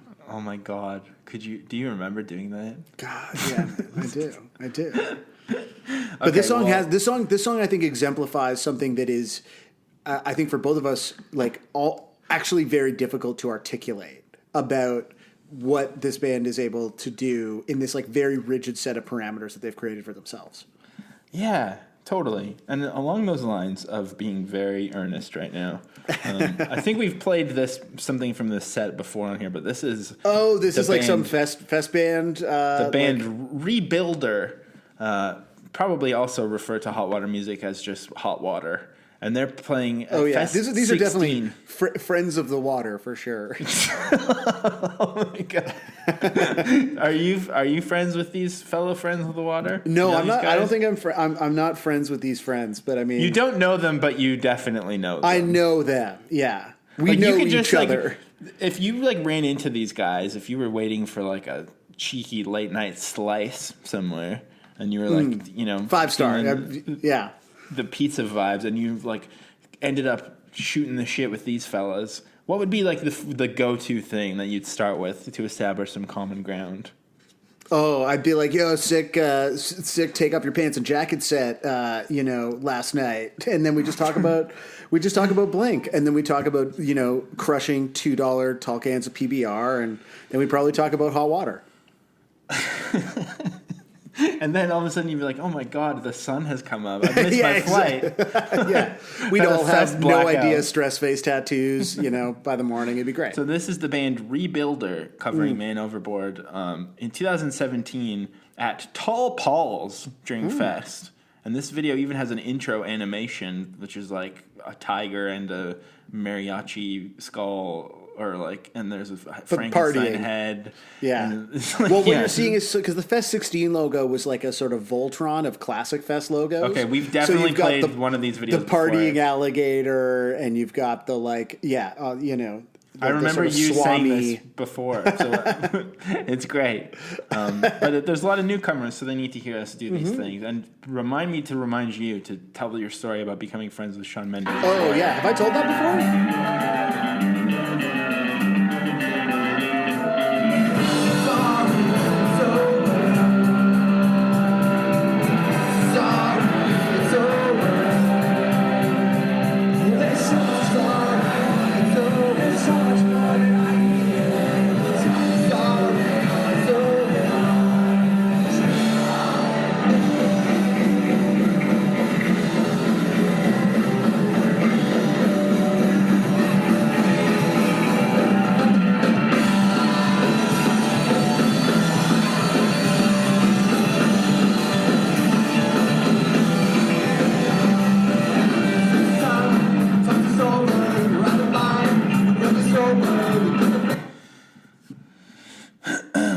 Great. Wish I was there right now. It's very sweaty looking play. Very, you know that Oh, these yeah. people are sweating all over each other and like thinking about how meaningful. Like everyone at Fest, It's and a it wet makes sense. fest. There's Yeah. a band called The Wonder Years. It makes sense because I feel like every single person there at all times has Fred Savage or Dana Stern doing a Fred Savage voiceover in their head, and that's Yeah. when it hit me.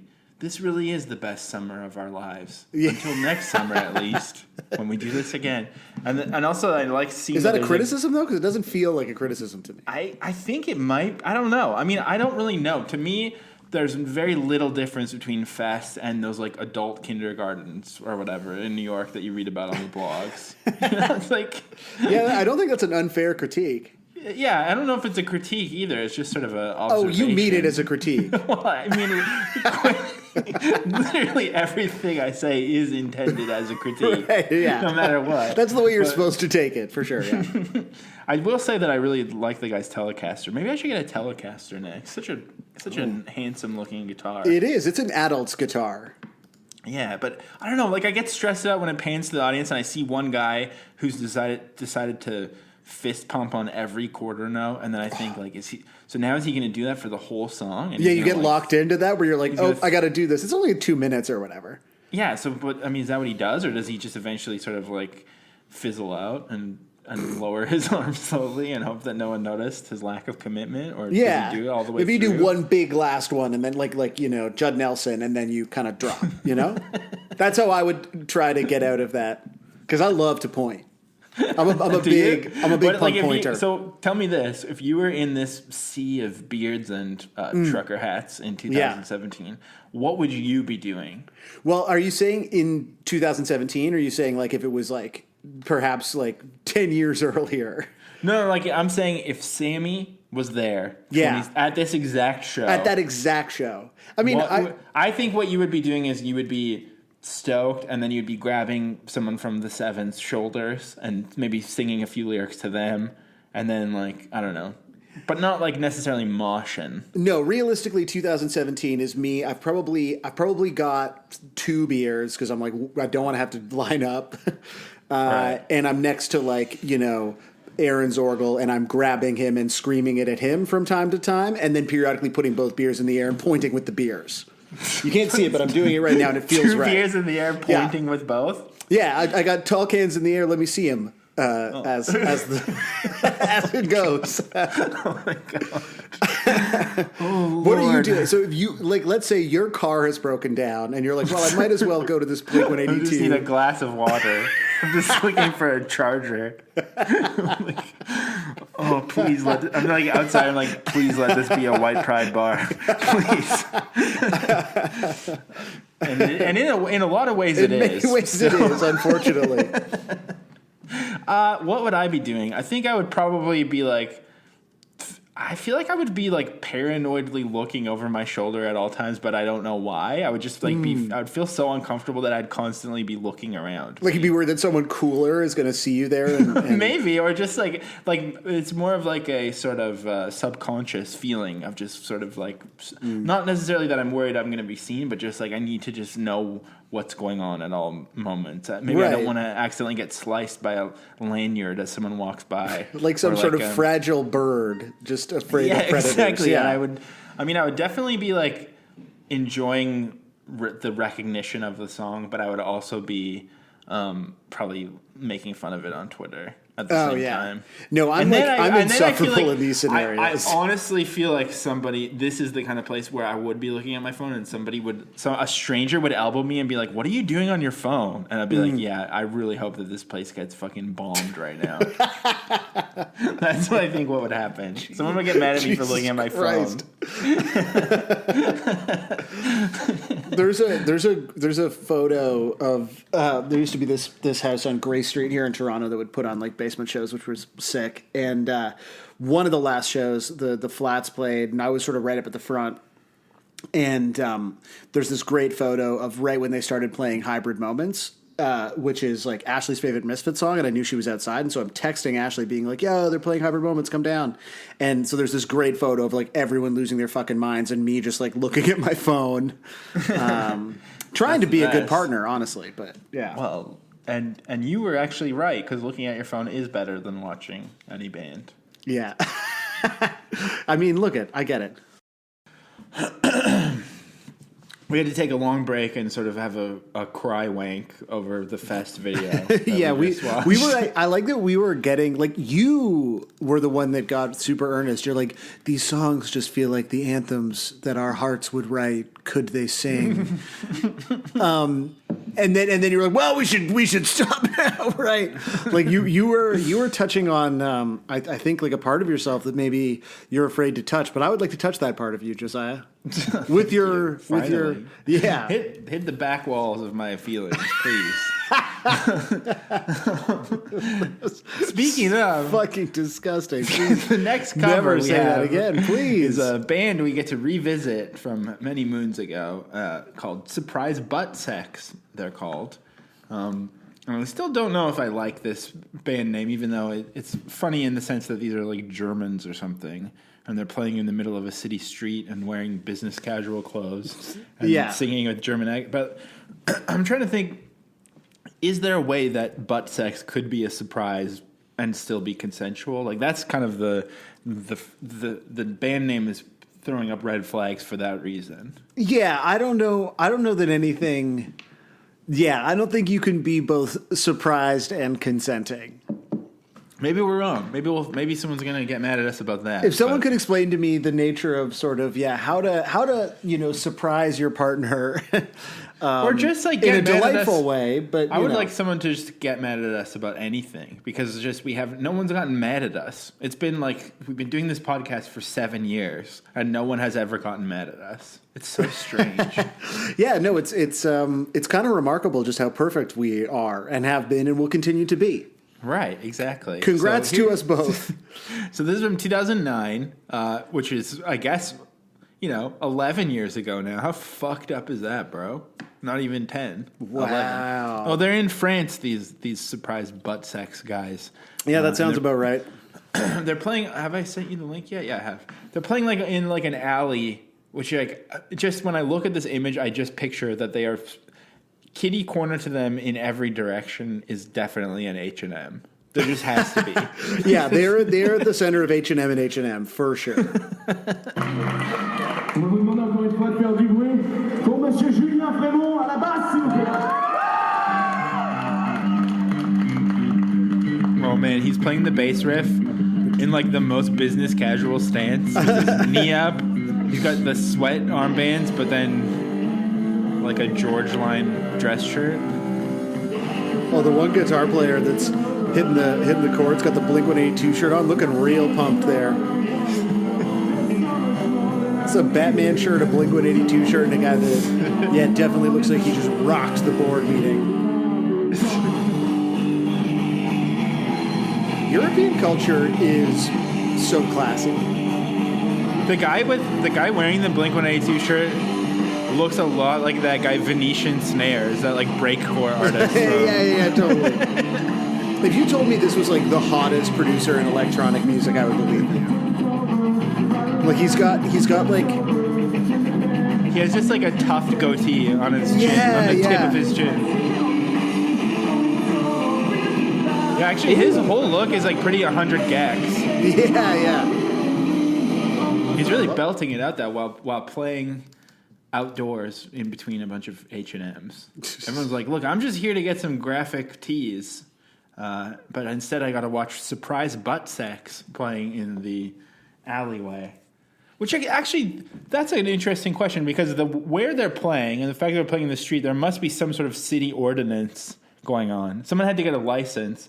And so does that mean somebody somewhere at Clamart, France's City Hall approved Surprise Buttsex to play? Interesting. Maybe they use like an initial. I can't remember. Fuck. I remember like for a while I was like helping out sort of friends and then friends of friends with border paperwork to get into Canada. And I remember doing like paperwork for someone that was like, "Fuck Cops, the band," or something. And I was like, what would you like me to put on this? And like, we just go by an acronym when we cross the border. So maybe Surprise Buttsex is like, SBS when it comes to dealing with authority, Right. Or just SB, and then it makes you realize that that's what the SB stands for in Nike SB. Surprise Buttsex.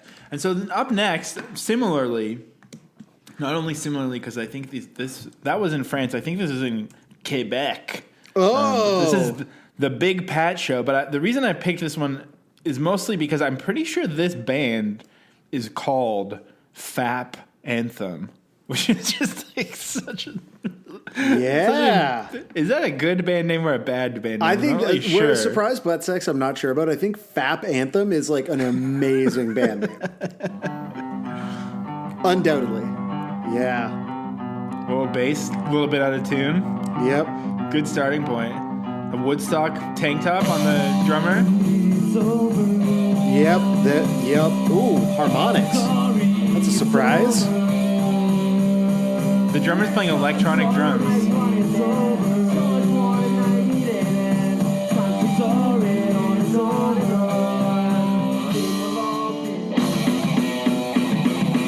Yeah. The riff is so good that like the dumber you play it, the better it is. It is. It's sort of like it actually demands to be made stupider.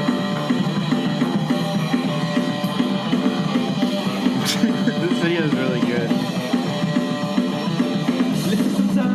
Are you out of line? I'm really sober. We can depend on your excuses. In the end, it's fucking useless.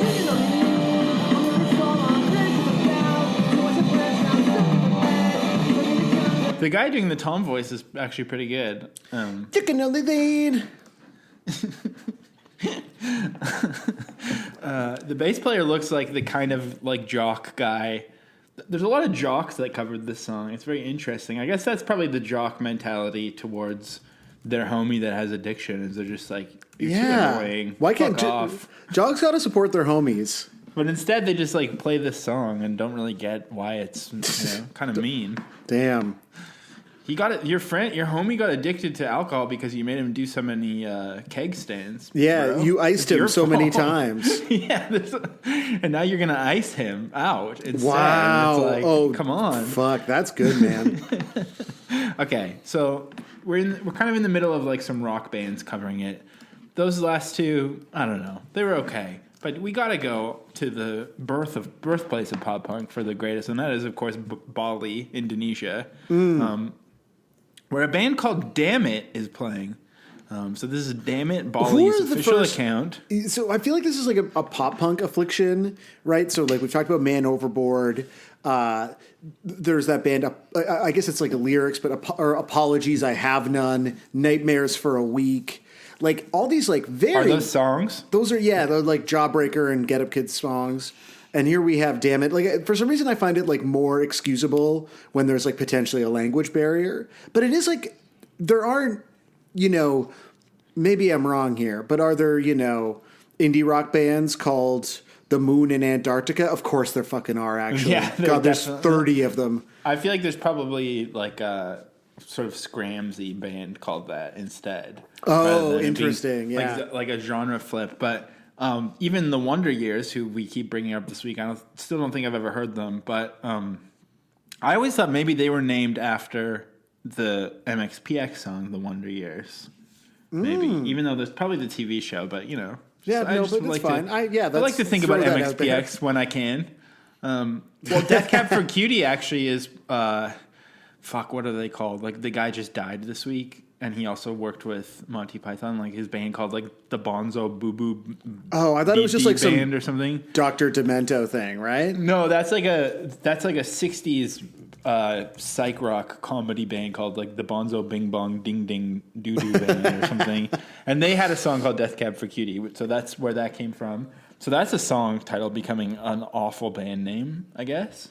I don't know. Or Issues, I bet. I was thinking that the band Issues is probably named after the Korn album, right? They are absolutely named after the Korn album, for sure. Yeah. I don't know. So what was your question? Just sort of observing it or wondering if it's ever good? No, definitively it can never be good. My question was more, is it a pop punk affliction? Is it a genre problem? But perhaps it is not.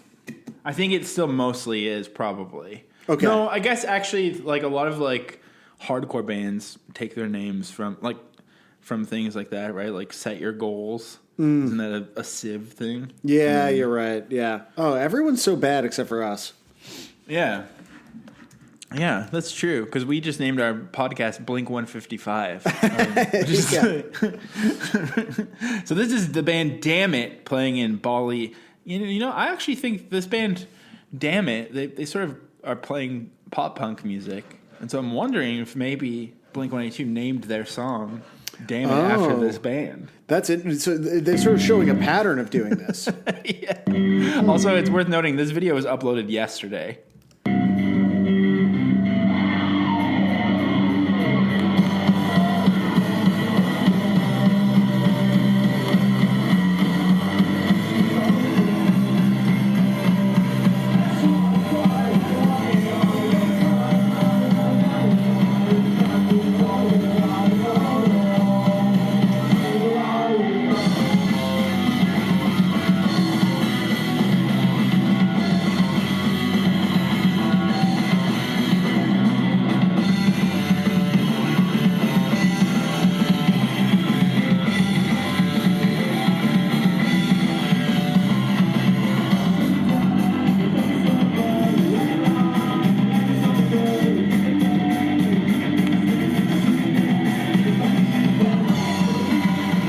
Kid on stage left, our right, is wearing a 90s looking pop punk shirt, but it's a new shirt with Itchy and Scratchy on it that I'm pretty sure says "fuck you" on it. I think, or it says "fuck." Oh my god! I think it says "fuck" anyways. I think Yo. Maybe not.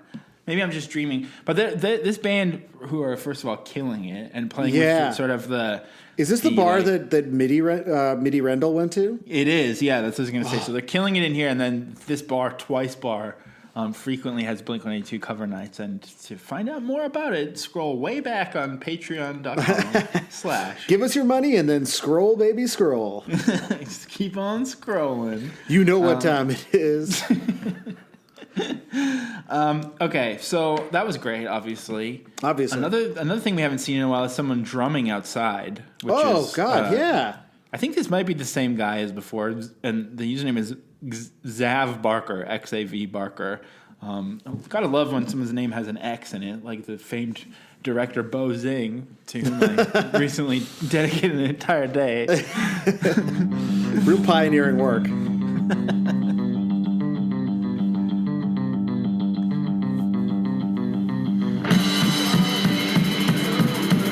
Oh, it sounds so good. So trashy. Ooh, I love it. That's a tight hat. This guy's whole look is incredible. He's wearing a polo shirt with like plaid long billabong shorts, and he looks like Bam Margera. I just can't believe how tight those hats were. Got a real like 2000s goatee. Yeah. Got aggressively patterned shorts.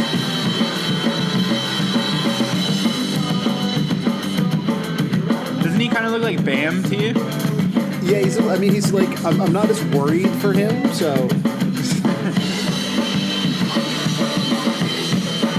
Oh, man, like what? Who cares about mic placement? Just bring the drums outside, engineers. It turns out that nature is the true engineer. Right. Wow. Mm-hmm. Or perhaps the one who engineered nature first and foremost. Holy shit. My new bit is doing like, instead of doing like a sort of sexual innuendo, is just bringing it back to the gospel every time. Got to get ready for the Matrix 4, which is when the youth pastor uprising is going to happen. Now that the metaphor is back. And now that and again, I think the deals thing is good. Like, everyone loves deals. So I do think young people are going to appreciate that. I mean, so much financial instability. Who doesn't need a deal right now? Okay, up next we're going to watch a cover from a man named Ray. No like fancy schmance artist name. Just Ray. Just Ray here. So, and Ray has written the username is Starter Kit Ray with some sort of lowercase I, just to really, he's getting overcomplicated. I like just be Ray. You're Ray. Do your cover, Ray. So Ray says here, just trying out, and he's gotten rid of the G to sort of suggest some casualness here. Just trying out some picture-in-picture and harmonies. Back in the day, my band used to cover this for a few shows. Thank you, Ray. So here's what Ray has to say. I love Ray. I can tell. It's a long intro, though, Ray. Get your shit together. So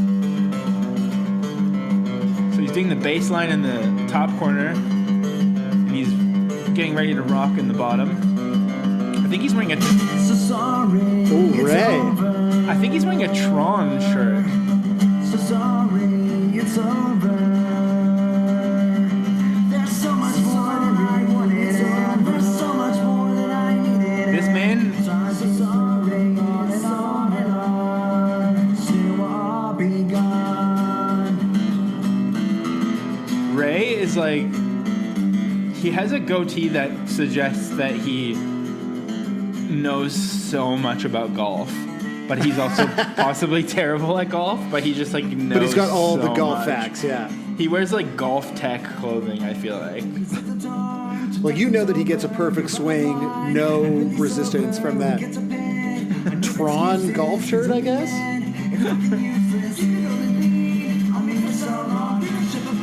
Oh, Ray rocks though. Ray Shout does out to rock. Ray. Shout out to Ray. His whole vibe is very matchy. Ray knows. Just Ray knows what's up. Okay. Up next, we've got. I'm skipping a few acousties because the guest segment is going to be very complicated this week. Okay. So this one is.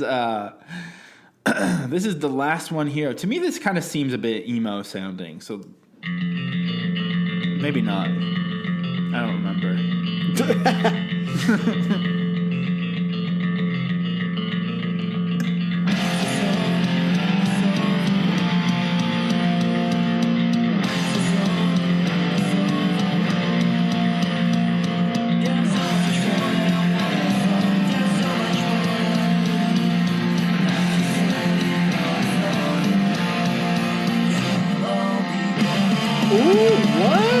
like sort of like modern emo, defend pop punk kind of sound. Yeah, but like I don't hate it. Oh, I like that's nice. Wait, is there guitar harmonies going on? Yeah, there's extreme guitar harmony. And it's like they made it minor or something. Like, what is this? Yeah. Like they fundamentally changed it, and it's great.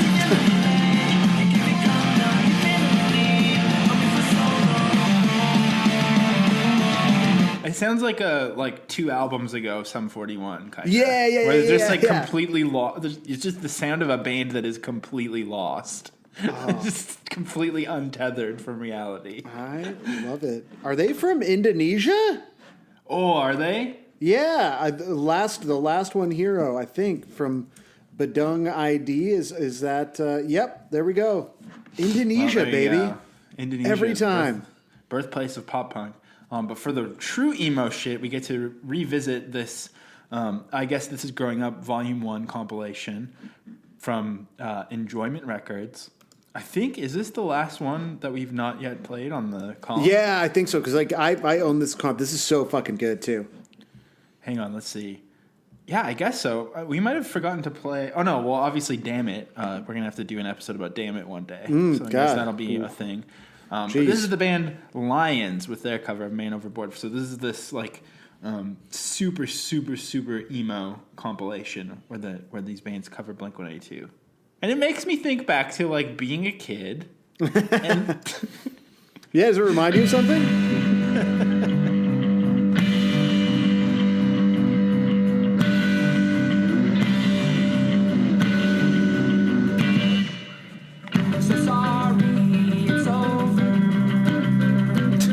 That's a real over. yeah.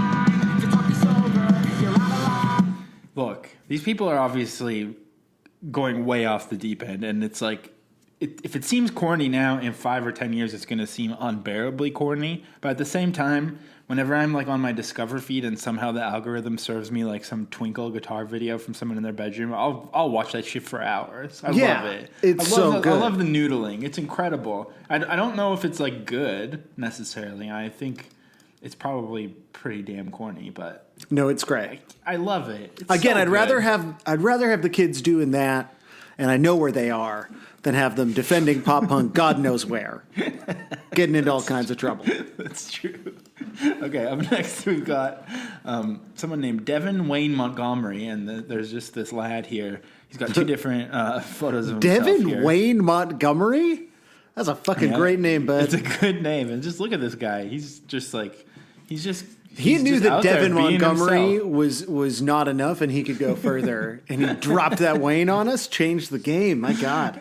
And not only that, but not only is his name itself verbose, but the SoundCloud title of this is me playing a great song called Man Overboard. So it's and that's kind of interesting. So the artist's intent is not just Man Overboard, Blink-182 cover. It's me playing a great song called Man. So the title of this song sort of removes it another layer. It's like when you go to an art gallery and there's like a mirror on the painting and you're supposed to like look at yourself and the painting or some shit. Like he's really like obfuscated the meaning here.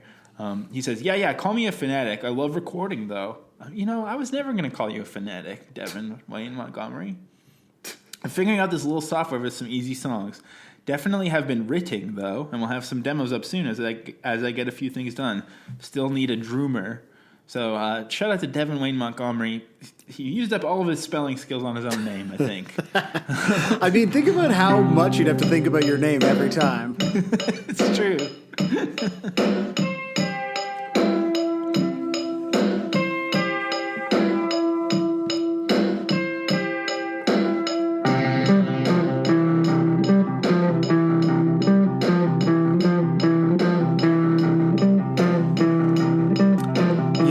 This is basically what the Tragically Hip sound like, right?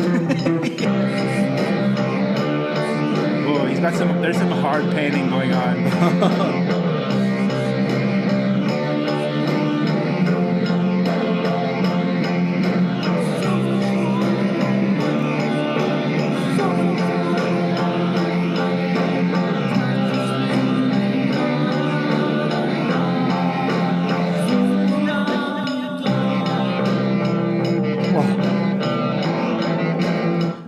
What that was, but I kind of liked it. It was amazing.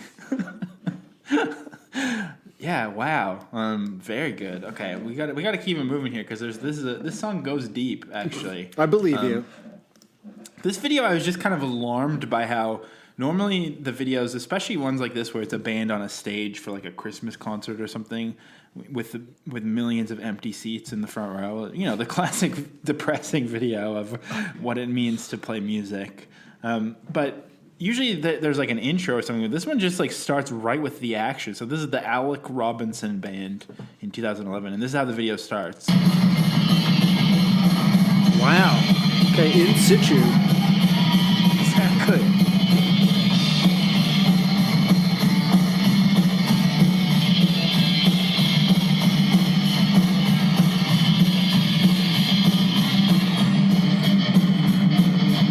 Oh, there's some confusion about who should sing, and there's a man playing piano in the background as well. Huh.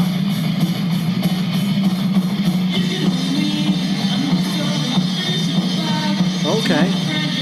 Now, it says they're a high school band, but I'm feeling like that bass player is a teacher.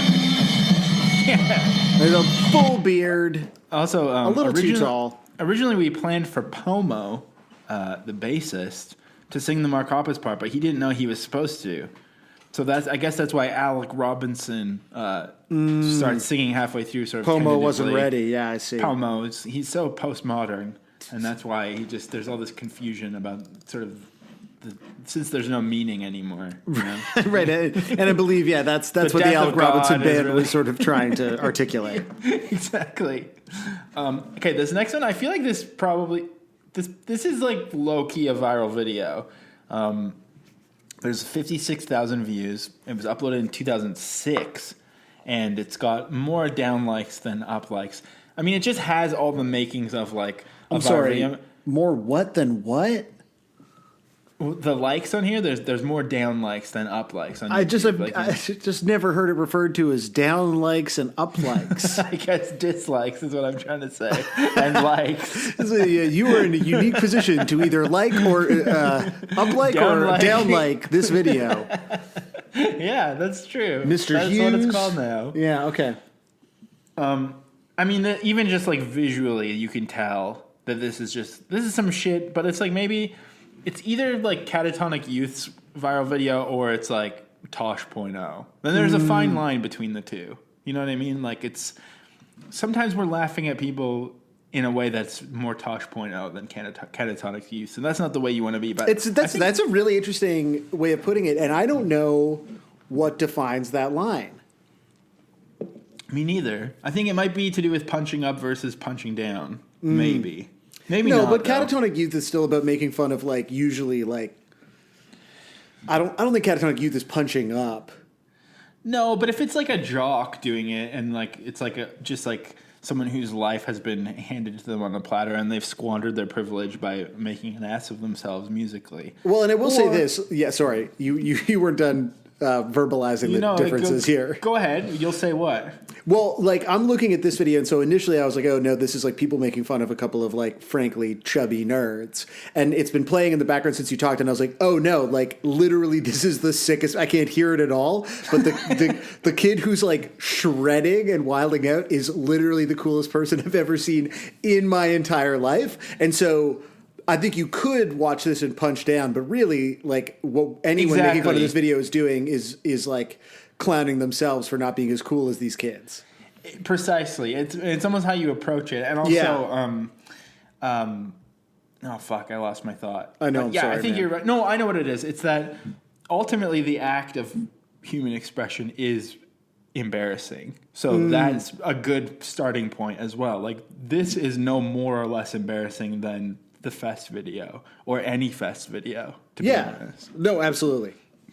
So this band is called Sometime Next Tuesday. They're like in a room with like, I guess like dorm flags, but enough to the point where it almost looks like a kind of ISIS cave, like the Yeah, the because black one of them's like flag behind very. them. It's like a Philadelphia Something folk. I don't know, Yeah, but it it's looks true. very ISIS-y. Yeah, and so there's a boy in the front with an acoustic guitar, and then there's a lad in the back who's, I mean, ultimately he's just wearing a shirt that's way too huge for him, and that's not doing him any favors. And then there's a guy playing drums and another guy. So many flags, very lo-fi video, and it sounds like this. Hey everybody, this is Sometime Next Tuesday with another cover for you. This time with Blink 182's Man Overboard off their the Travis. Oh my lord, I can't believe you forgot the name. Oh, the Mark Tom and Travis show. Thank you. All right, here it is. So.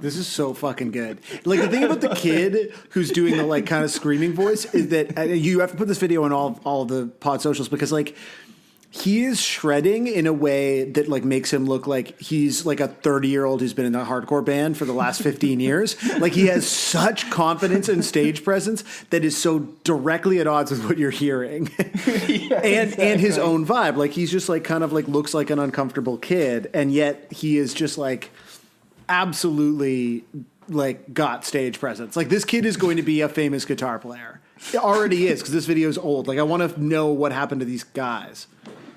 Yeah, I wonder what happened to them. But either way, God bless them.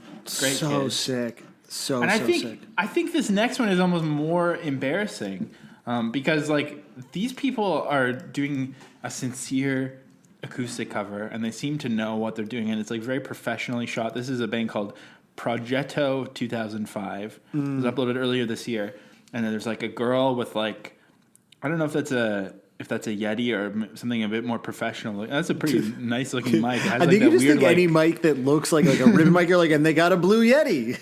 yeah, no, that's actually a nice one though, isn't it? It's in one of those weird like S&M sex cage Yeah. things. It's in a sex swing.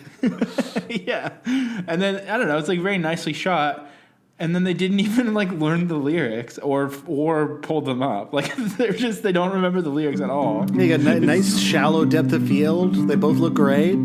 It's so awkward. They there's a lot of like mumbling trying to remember the words. So sorry, it's over. So sorry, it's over. So sorry, it's over. So sorry, it's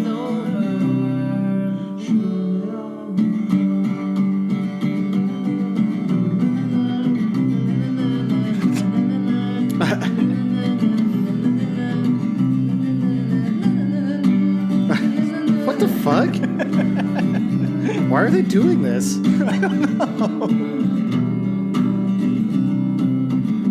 time, stuck is over, you're offline, you're really sober, we can't depend on your excuses, cause in the end, it's fucking useless.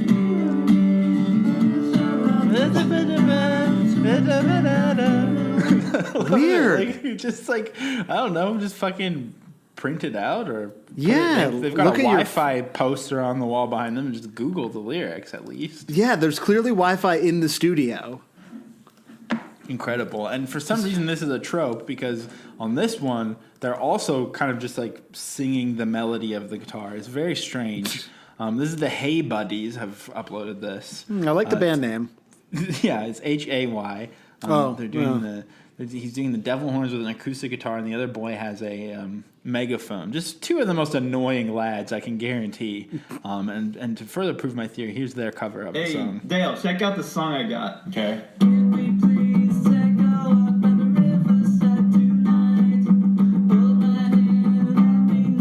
Hang on. This sounds just like that Blink song. Which one? Man Overboard? Fuck, it does. Great skid.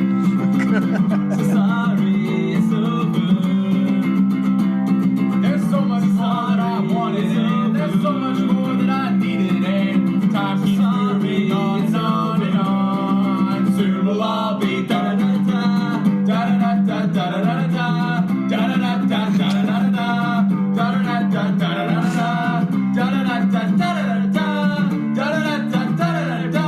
I mean, they're not wrong. It kind of reminds me of the Slipknots from Conan with John Benjamin. You ever see that? Yeah. It also reminds me of like when I did listen to podcasts more often many years ago, and I would kind of go on a binge of Comedy Bang Bang and be like, it's so funny, I love it so much, and then like a few hours in, something snaps inside of you where you just want to go on a killing spree because there's just such like na na na na na na na na na, like just like I don't know. Maybe I'm giving off some warning signs. Yeah, I'm a little worried, man. None of this feels good. 2020 is the year I finally snap in a falling down-esque sort of way. Ooh, racist, eh? Well, it's a modern falling down reboot. Female falling down. Oh, yeah, lady racists. Okay, I think it's time to do our final thoughts. I'm just gonna play this in the background, the lullaby rendition of the song. My final thought is it's so distracting, actually. The sounds are weird. Also, it sounds like a video game, like Katamari Damacy, and also the art for this, they've made it so the bears have dicks, and they're blocked out with a black bar. Very strange. Anytime that anthropomorphized animals are only sometimes naked is weird because it makes anytime they are nude like this feel quite sexual. There was that great Saturday TV Funhouse about that with the anatomically correct Yogi Bear. Oh. It's very funny. My final thought is I love this song still, but it makes me sad. And that's also maybe why I like it. I like the melancholy of it, the complex human emotions and the sadness to it. And I just hope Scott's okay, and hopefully maybe one day we can find out. What are your final thoughts? Yeah, I would love to solve that mystery. It's been a while since we've had a top 5 song, and it was nice to listen to this one, maybe unpack some of its more troubling elements, think about how perhaps I could be a better friend, and avoid some of the negative behaviors demonstrated by Mark and Tom in this catchy song about being a shitty friend.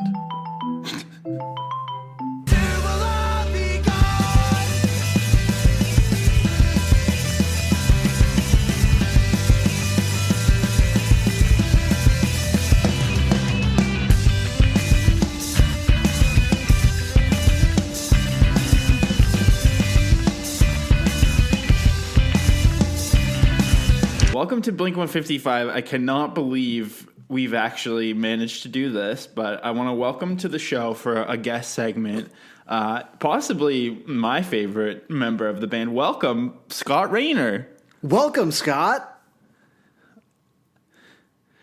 It sounds like his mic is not working. So Is it mute? Maybe you've got mute on. I do that sometimes when I'm like on a call, but I need to pee because I hydrate so much. So maybe Scott's a fellow hydration king. look, is Scott here right now, currently? Yes. Yes. I mean, in the way that like God is always with you. Scott Right, is similarly like you keep Scott in your heart all year round. It's Scott season. No, here's the thing. Here's the deal. Let's break it down for these people. It's so safe to say that Scott is your favorite member of the band because he can't do anything to hurt you anymore. Whereas I think a very bold take is saying that Blink-182 is better with Matt Skiba. Right. So we're gonna just fully. There's a few things of housekeeping before we explain to you why Scott Raynor is technically on this episode. But I guess the first thing is the first 2 hours of this episode were recorded in 2019. And now it's 2020, and we have. It's taken us This is the third session for this episode. This is the third session. Not only that, but I think I'm going to go on record and just on mic correct you that it's kombucha, not kombucha. And on top of that, the kombucha did get its revenge, as you predicted at the start of this episode. Oh my God! Yeah, I had a tough time. I was like out for some last minute errands, and I fully was doing like a sort of speed walker kind of walk where your whole body is clenched.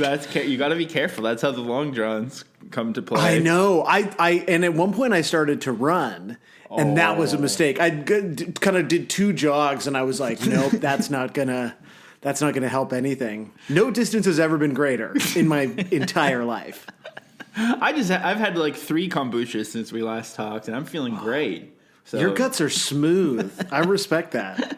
And then, so we had our New Year's Eve now it is actually 2020. No more bits. It's for real 2020 right now. Yeah, not 2018 when we, I think, right. Canonically said we were recording that episode. So anyways, but this is not an episode of Blink-155. This is the guest segment of an episode of Blink-155. Yeah, we're having a serious, respectful chat now. And so we've been kind of like...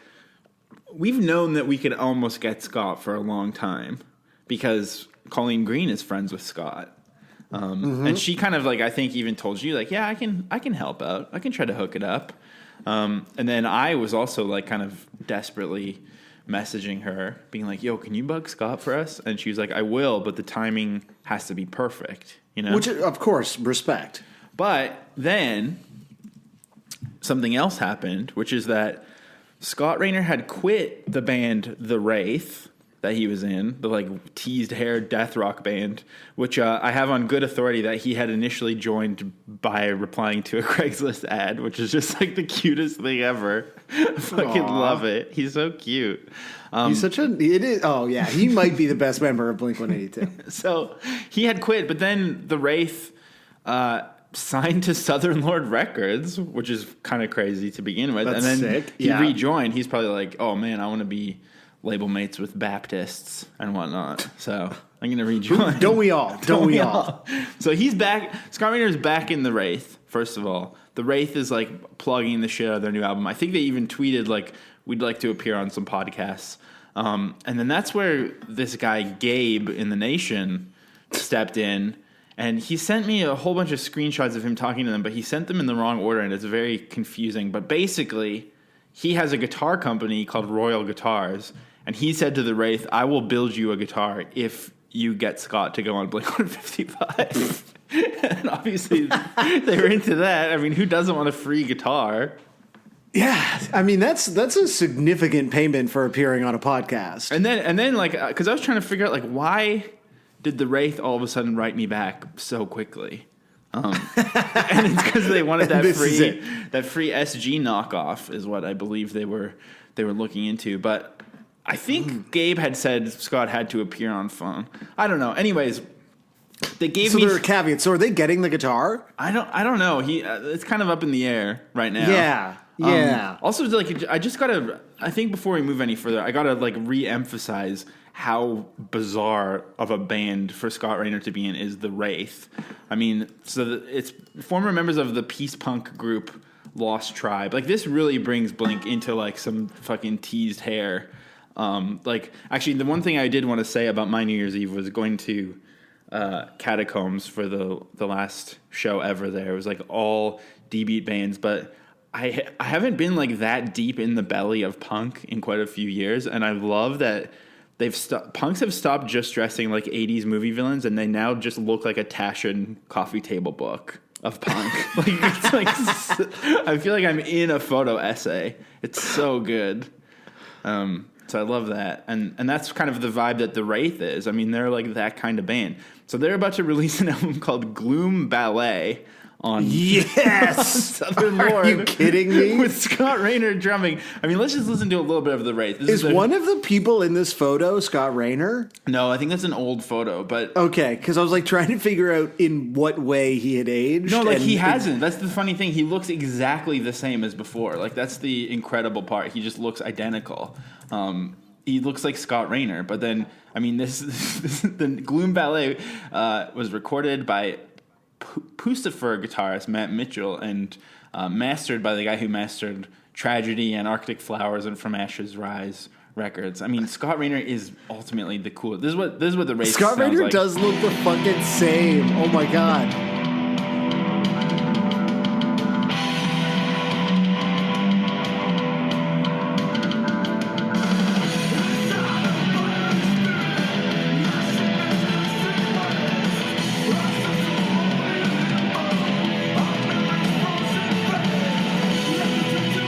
Like Scott Raynor now makes music for people who do bumps of coke off of a pocket knife. That's like incredible. How did he do this? What a diverse musician. Like what a true polymath, you know? So anyways, the Wraith, because they wanted a free guitar, gave me Josiah Hughes, Scott Raynor's Gmail address. I swore not to share it with anyone. I will not share it. This is protected content. I emailed him and I said, I'm a huge fan of your work. I knew that Scott was like kind of a bit more of a punk, so I said like, this podcast discusses Blink-182 within the broader context of punk. And then I name dropped like all the cool people we've talked to, and I said it won't take very long, I promise. Who do you think are the cool people we've talked to? Well, for him, I said Colleen Green first, of course, because I know they have a long-standing friendship. And then I said Lou Barlow of Dinosaur Jr., Justin Pearson of The Locust, John Olson of Wolf Eyes, and even Dan Reynolds of Imagine Dragons. Just to let him know that, like, so I know, because the Dan Reynolds one is good, because when I try to position the pod for people, like, every 6 months when I get a guest, I do the same thing where I, like, try to think about, like, who's cool, who's whatever, but then also who lets them know that we have reach. And the answer is always Dan Reynolds from Imagine Dragons. So here's what happened. It was, let me see. I was like, kind of like, oh, he's never going to write back. He wrote me back 13 hours later. Not bad at all. He said this to me. That's a very reasonable response time. Good morning. And this is the real Scott Raynor. So I'm telling you, he's on the episode. Good morning, Josiah. I hope you are well. I'd be happy to discuss it with you, my experience with Blink-182, anytime. Please feel free to email me any questions you may have. What you decide to do with the answers I give is up to you. You can make them public or not. And then he said, I respect journalists and journalism. It's just not for me. You have questions as a fan, I'll answer them over email. So, and then he wrote, thanks, dog, and it was spelled D-A-W-G. Best, Scott. Yes! He doesn't say cheers, which is great. It's an interesting sentence. I respect journalists and journalism. It's just not for me. Yeah. It's kind of interesting. I mean, if anything, I don't respect journalists, but I do but think it that is it's for necessary. you, unfortunately. Yeah. We're kind of the opposite in that way. He's the yin to my yang. So I could tell he was kind of pushing back by saying email, and I said to him, this was 15 minutes after he wrote back, because that shows my level of desperation. Do you think this caused friction in the band? Like the idea that they were like, yeah, Scott will do, no problem. Scott's like, listen, I respect journalism. However, I do not want to appear on a Blink-182 podcast. Just so you can get do you think they ran it by a free him? knockoff SG? I mean, yeah, who knows? So I said, thank you so much for getting back to me, Scott. Since it is for a podcast, would it be possible to do it over phone? It would be a lot easier to use if we had some audio. I could even send questions ahead of time if you want to be prepared, or I could let you have final say of what happens in the audio. We could edit it if you say something you don't want released. I promise it'll be super chill. It's just that it's a little hard to make written questions work for audio. And then I like this is you finally coming to terms with the fact that this podcast is for listening only. yeah, well, This is an important evolution in your own relationship to the pod. I really didn't want to be reading emails from Scott Raynor on mic because I thought that would make for bad content, and here we are right now. So when I did my pushback, he wrote back and said, and this is where I started to think, I don't know about Scott's email etiquette, because he wrote, Josiah, my offer stands, sir. Kind regards, Scott. And he capitalized sir. I mean, I think that's a lot worse than saying cheers, to be honest. No, that's super respectful. My offer stands, sir. Like, are we having a duel with guns? No, I think you're just engaged in an exchange of goods.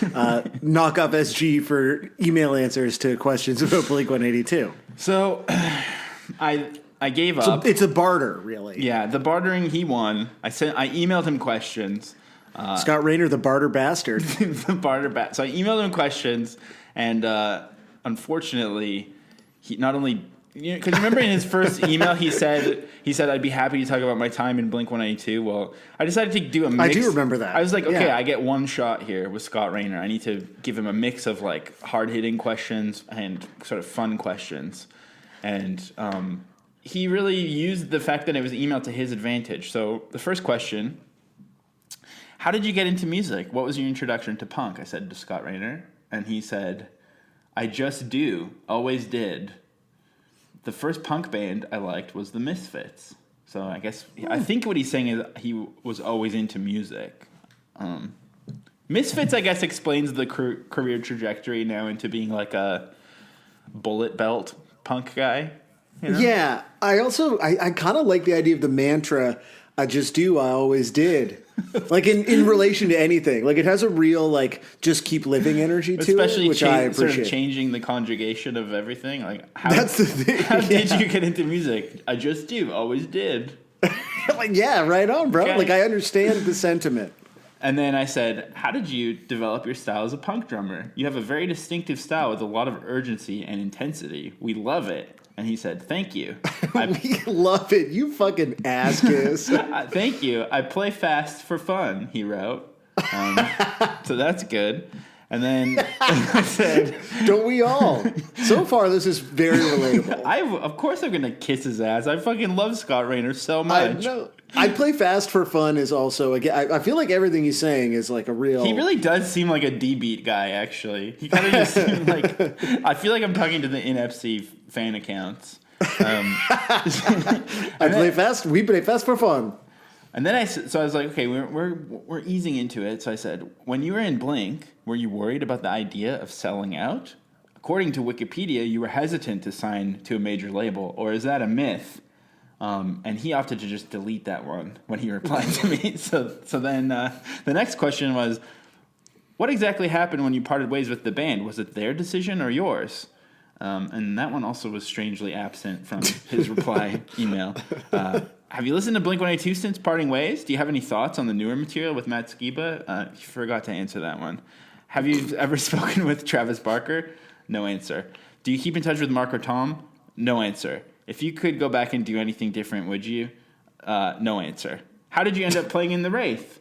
I heard their demo and knew that they will be a mega fan favorite. Davey and Kaz and Paul are all great guys and exceptionally gifted. I don't like to use the word genius, but it does apply here. So you answered that one. What else have you... Every one of those bands needs a guy named Kaz, right? I agree. What else have you been up to over the years, I said to him. And he said, just drums.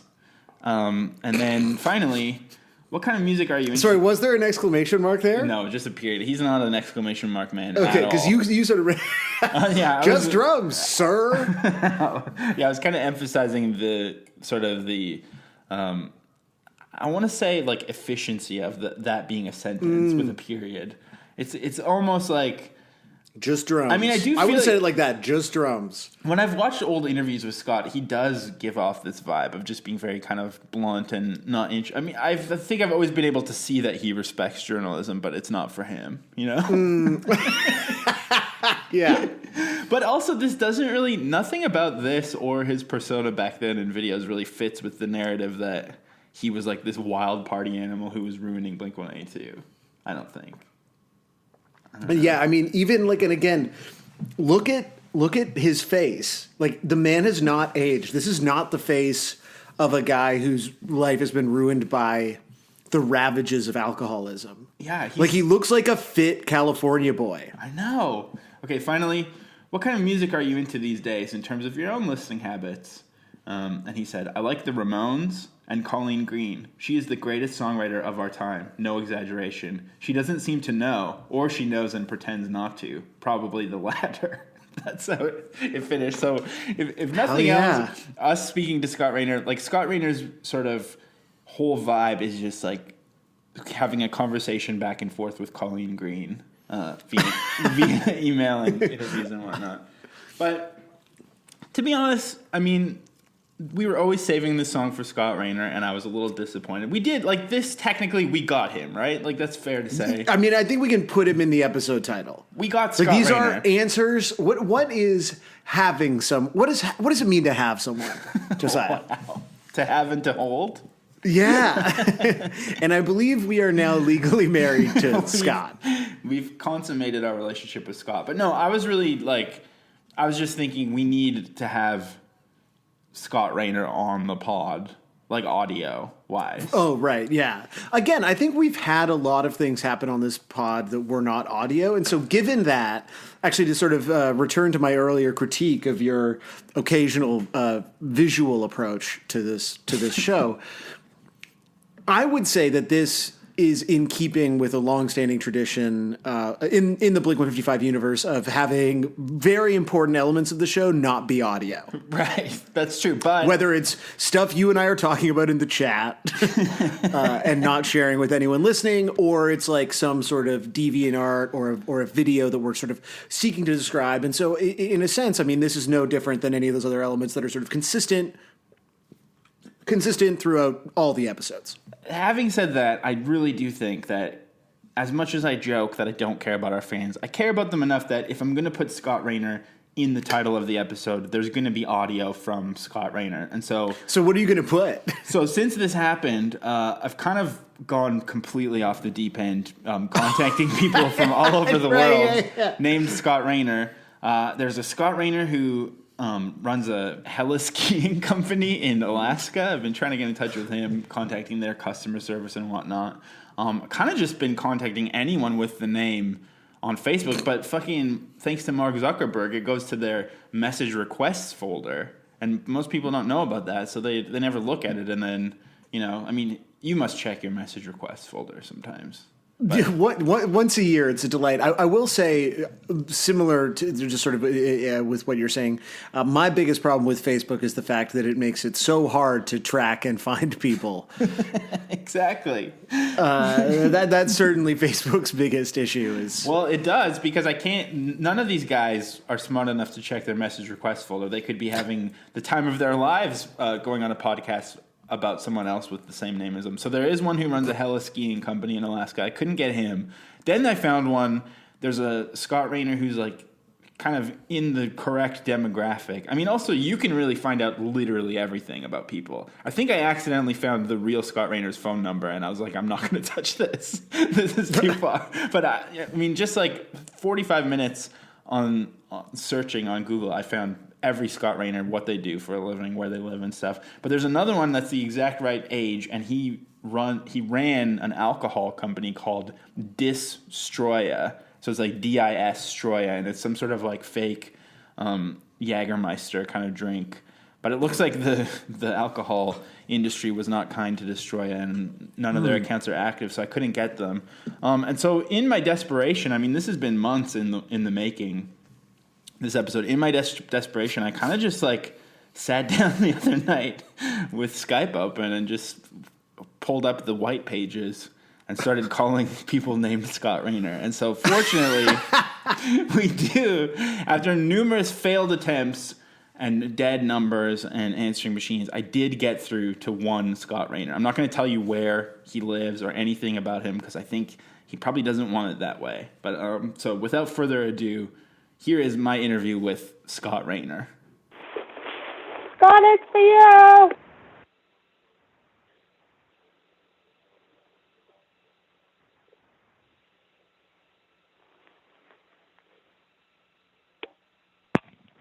Hello?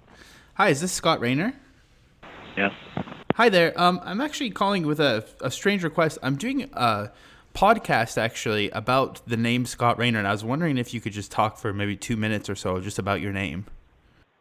I'm not so sure I want to do that. Pardon me? No, I don't think so. Oh, okay. You wouldn't be able to talk for a couple minutes?